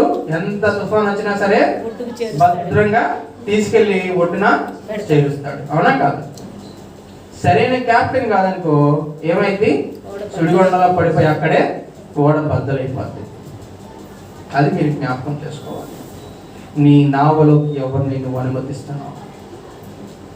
నీ హృదయంలో, నీ జీవితంలో ఎవరికి నువ్వు అనుమతిని ఇస్తున్నావు? జ్ఞాపకం చేసుకో. యెహోషాపాతుకున్న ఆ ప్లస్ పాయింట్స్, మైనస్ పాయింట్స్ దేవుడు ఎందుకు చెప్తున్నాడంటే ఈ ప్లస్ పాయింట్స్ నువ్వు తెలుసుకొని నీ జీవితం ఆశీర్వాదకరంగా మార్చుకో. ఈ మైనస్ పాయింట్స్ని తెలుసుకొని అవి నువ్వు చేయకుండా జాగ్రత్త పడు. ఏం చేసిన తప్పు నువ్వు చేయకుండా జాగ్రత్త పడటానికి దేవుడు ఏం చేస్తాడు, ఆ తప్పును అక్కడ రాస్తాడు. ఆ తప్పును అక్కడ రాయిపోతే నీకు ఆ తప్పు తెలుసుద్దా? తెలియదు. ఆయన జరిగిన స్థితి తెలుసుద్దా? పడిపోయిన స్థితి నీకు తెలుసుద్దా? తెలియదు. దేవుని ఆలయంలోనికి రాకుండా నువ్వు దేవునికి దగ్గర అవ్వాలనుకుంటే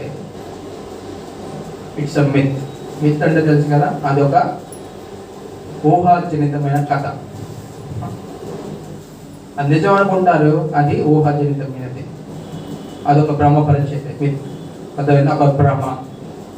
దేవుని సన్నిధికి రాకుండా, దేవునికి నీ హృదయంలో చోటు ఇవ్వకుండా నువ్వు దేవుని చేత ఆశీర్వదించబడాలనుకుంటున్నావేమో, దేవుని అనుగ్రహించిన శాంతి సమాధానాలు నీ జీవితంలో రావాలనుకుంటున్నావేమో, దేవుడి న్యాయమైన తీర్పు నీ జీవితంలో జరగాలనుకుంటే నువ్వు ఎవరి దిగికి రావాలి? దేవుని అధికారం కిందకి నువ్వు రావాలి. దేవుని అధికారం కిందకి రాకుండా ఎవరిని సాధ్యపడవు, ఎట్టి పరిస్థితుల్లో పడవు. ఎందుకని? మనం either one of these lords, either one of them. అర్థమవుతుందా? అంటే క్రీస్తు అధికారం కింద కానీ లేకపోతే సాతాను అధికారం కింద కానీ ఎవరి యొక్క అధికారం కింద మనం ఉంటాం. ఇక్కడుంటే ఇక్కడ ఉన్నాం, ఇక్కడుంటే అక్కడ ఉన్నాం. ఈ రెండు ప్రదేశాల్లో లేకుండా ఎక్కడో ఉంటాననుకుంటే అదొక మిత్, అదొక భ్రమ. ఎక్కడో నువ్వు ఉండవు, ఉండలేవు. సో మనం ఏం చేద్దాము?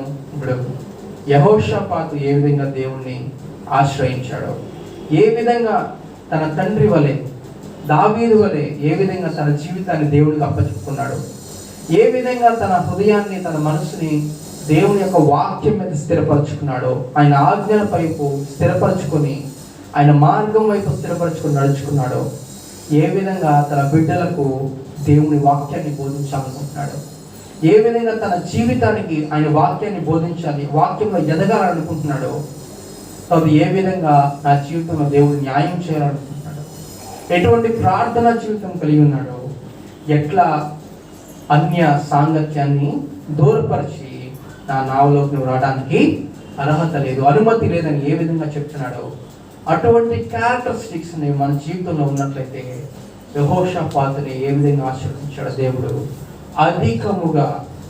యెహోషాపాతు ఎట్లా ఆశీర్వదించబడుతున్నాడు అంటే అంతకంతకు ఆశీర్వదించబడుతున్నాడు. నువ్వు కూడా అంతకంతకు ఆశీర్వదించబడాలంటే, దేవుడి మహిమను నీ జీవితంలో చూడాలంటే నువ్వు కూడా ఏం చేయాలి? దేవునికి వ్యతిరేకమైనవి తీసేయాలి. అటువంటి గొప్ప స్థితి ఎప్పుడంటే ఎప్పుడు పొందుకుంటాం? దేవునికి వ్యతిరేకమైనవి మన జీవితం నుంచి తీసేసుకున్నట్లయితే దేవుడు తన సమాధానాన్ని, శాంతిని, ఐశ్వర్యమును ఘనతను మనకు అనుగ్రహించి తన కృపలో దీవించింది. ఆమేన్.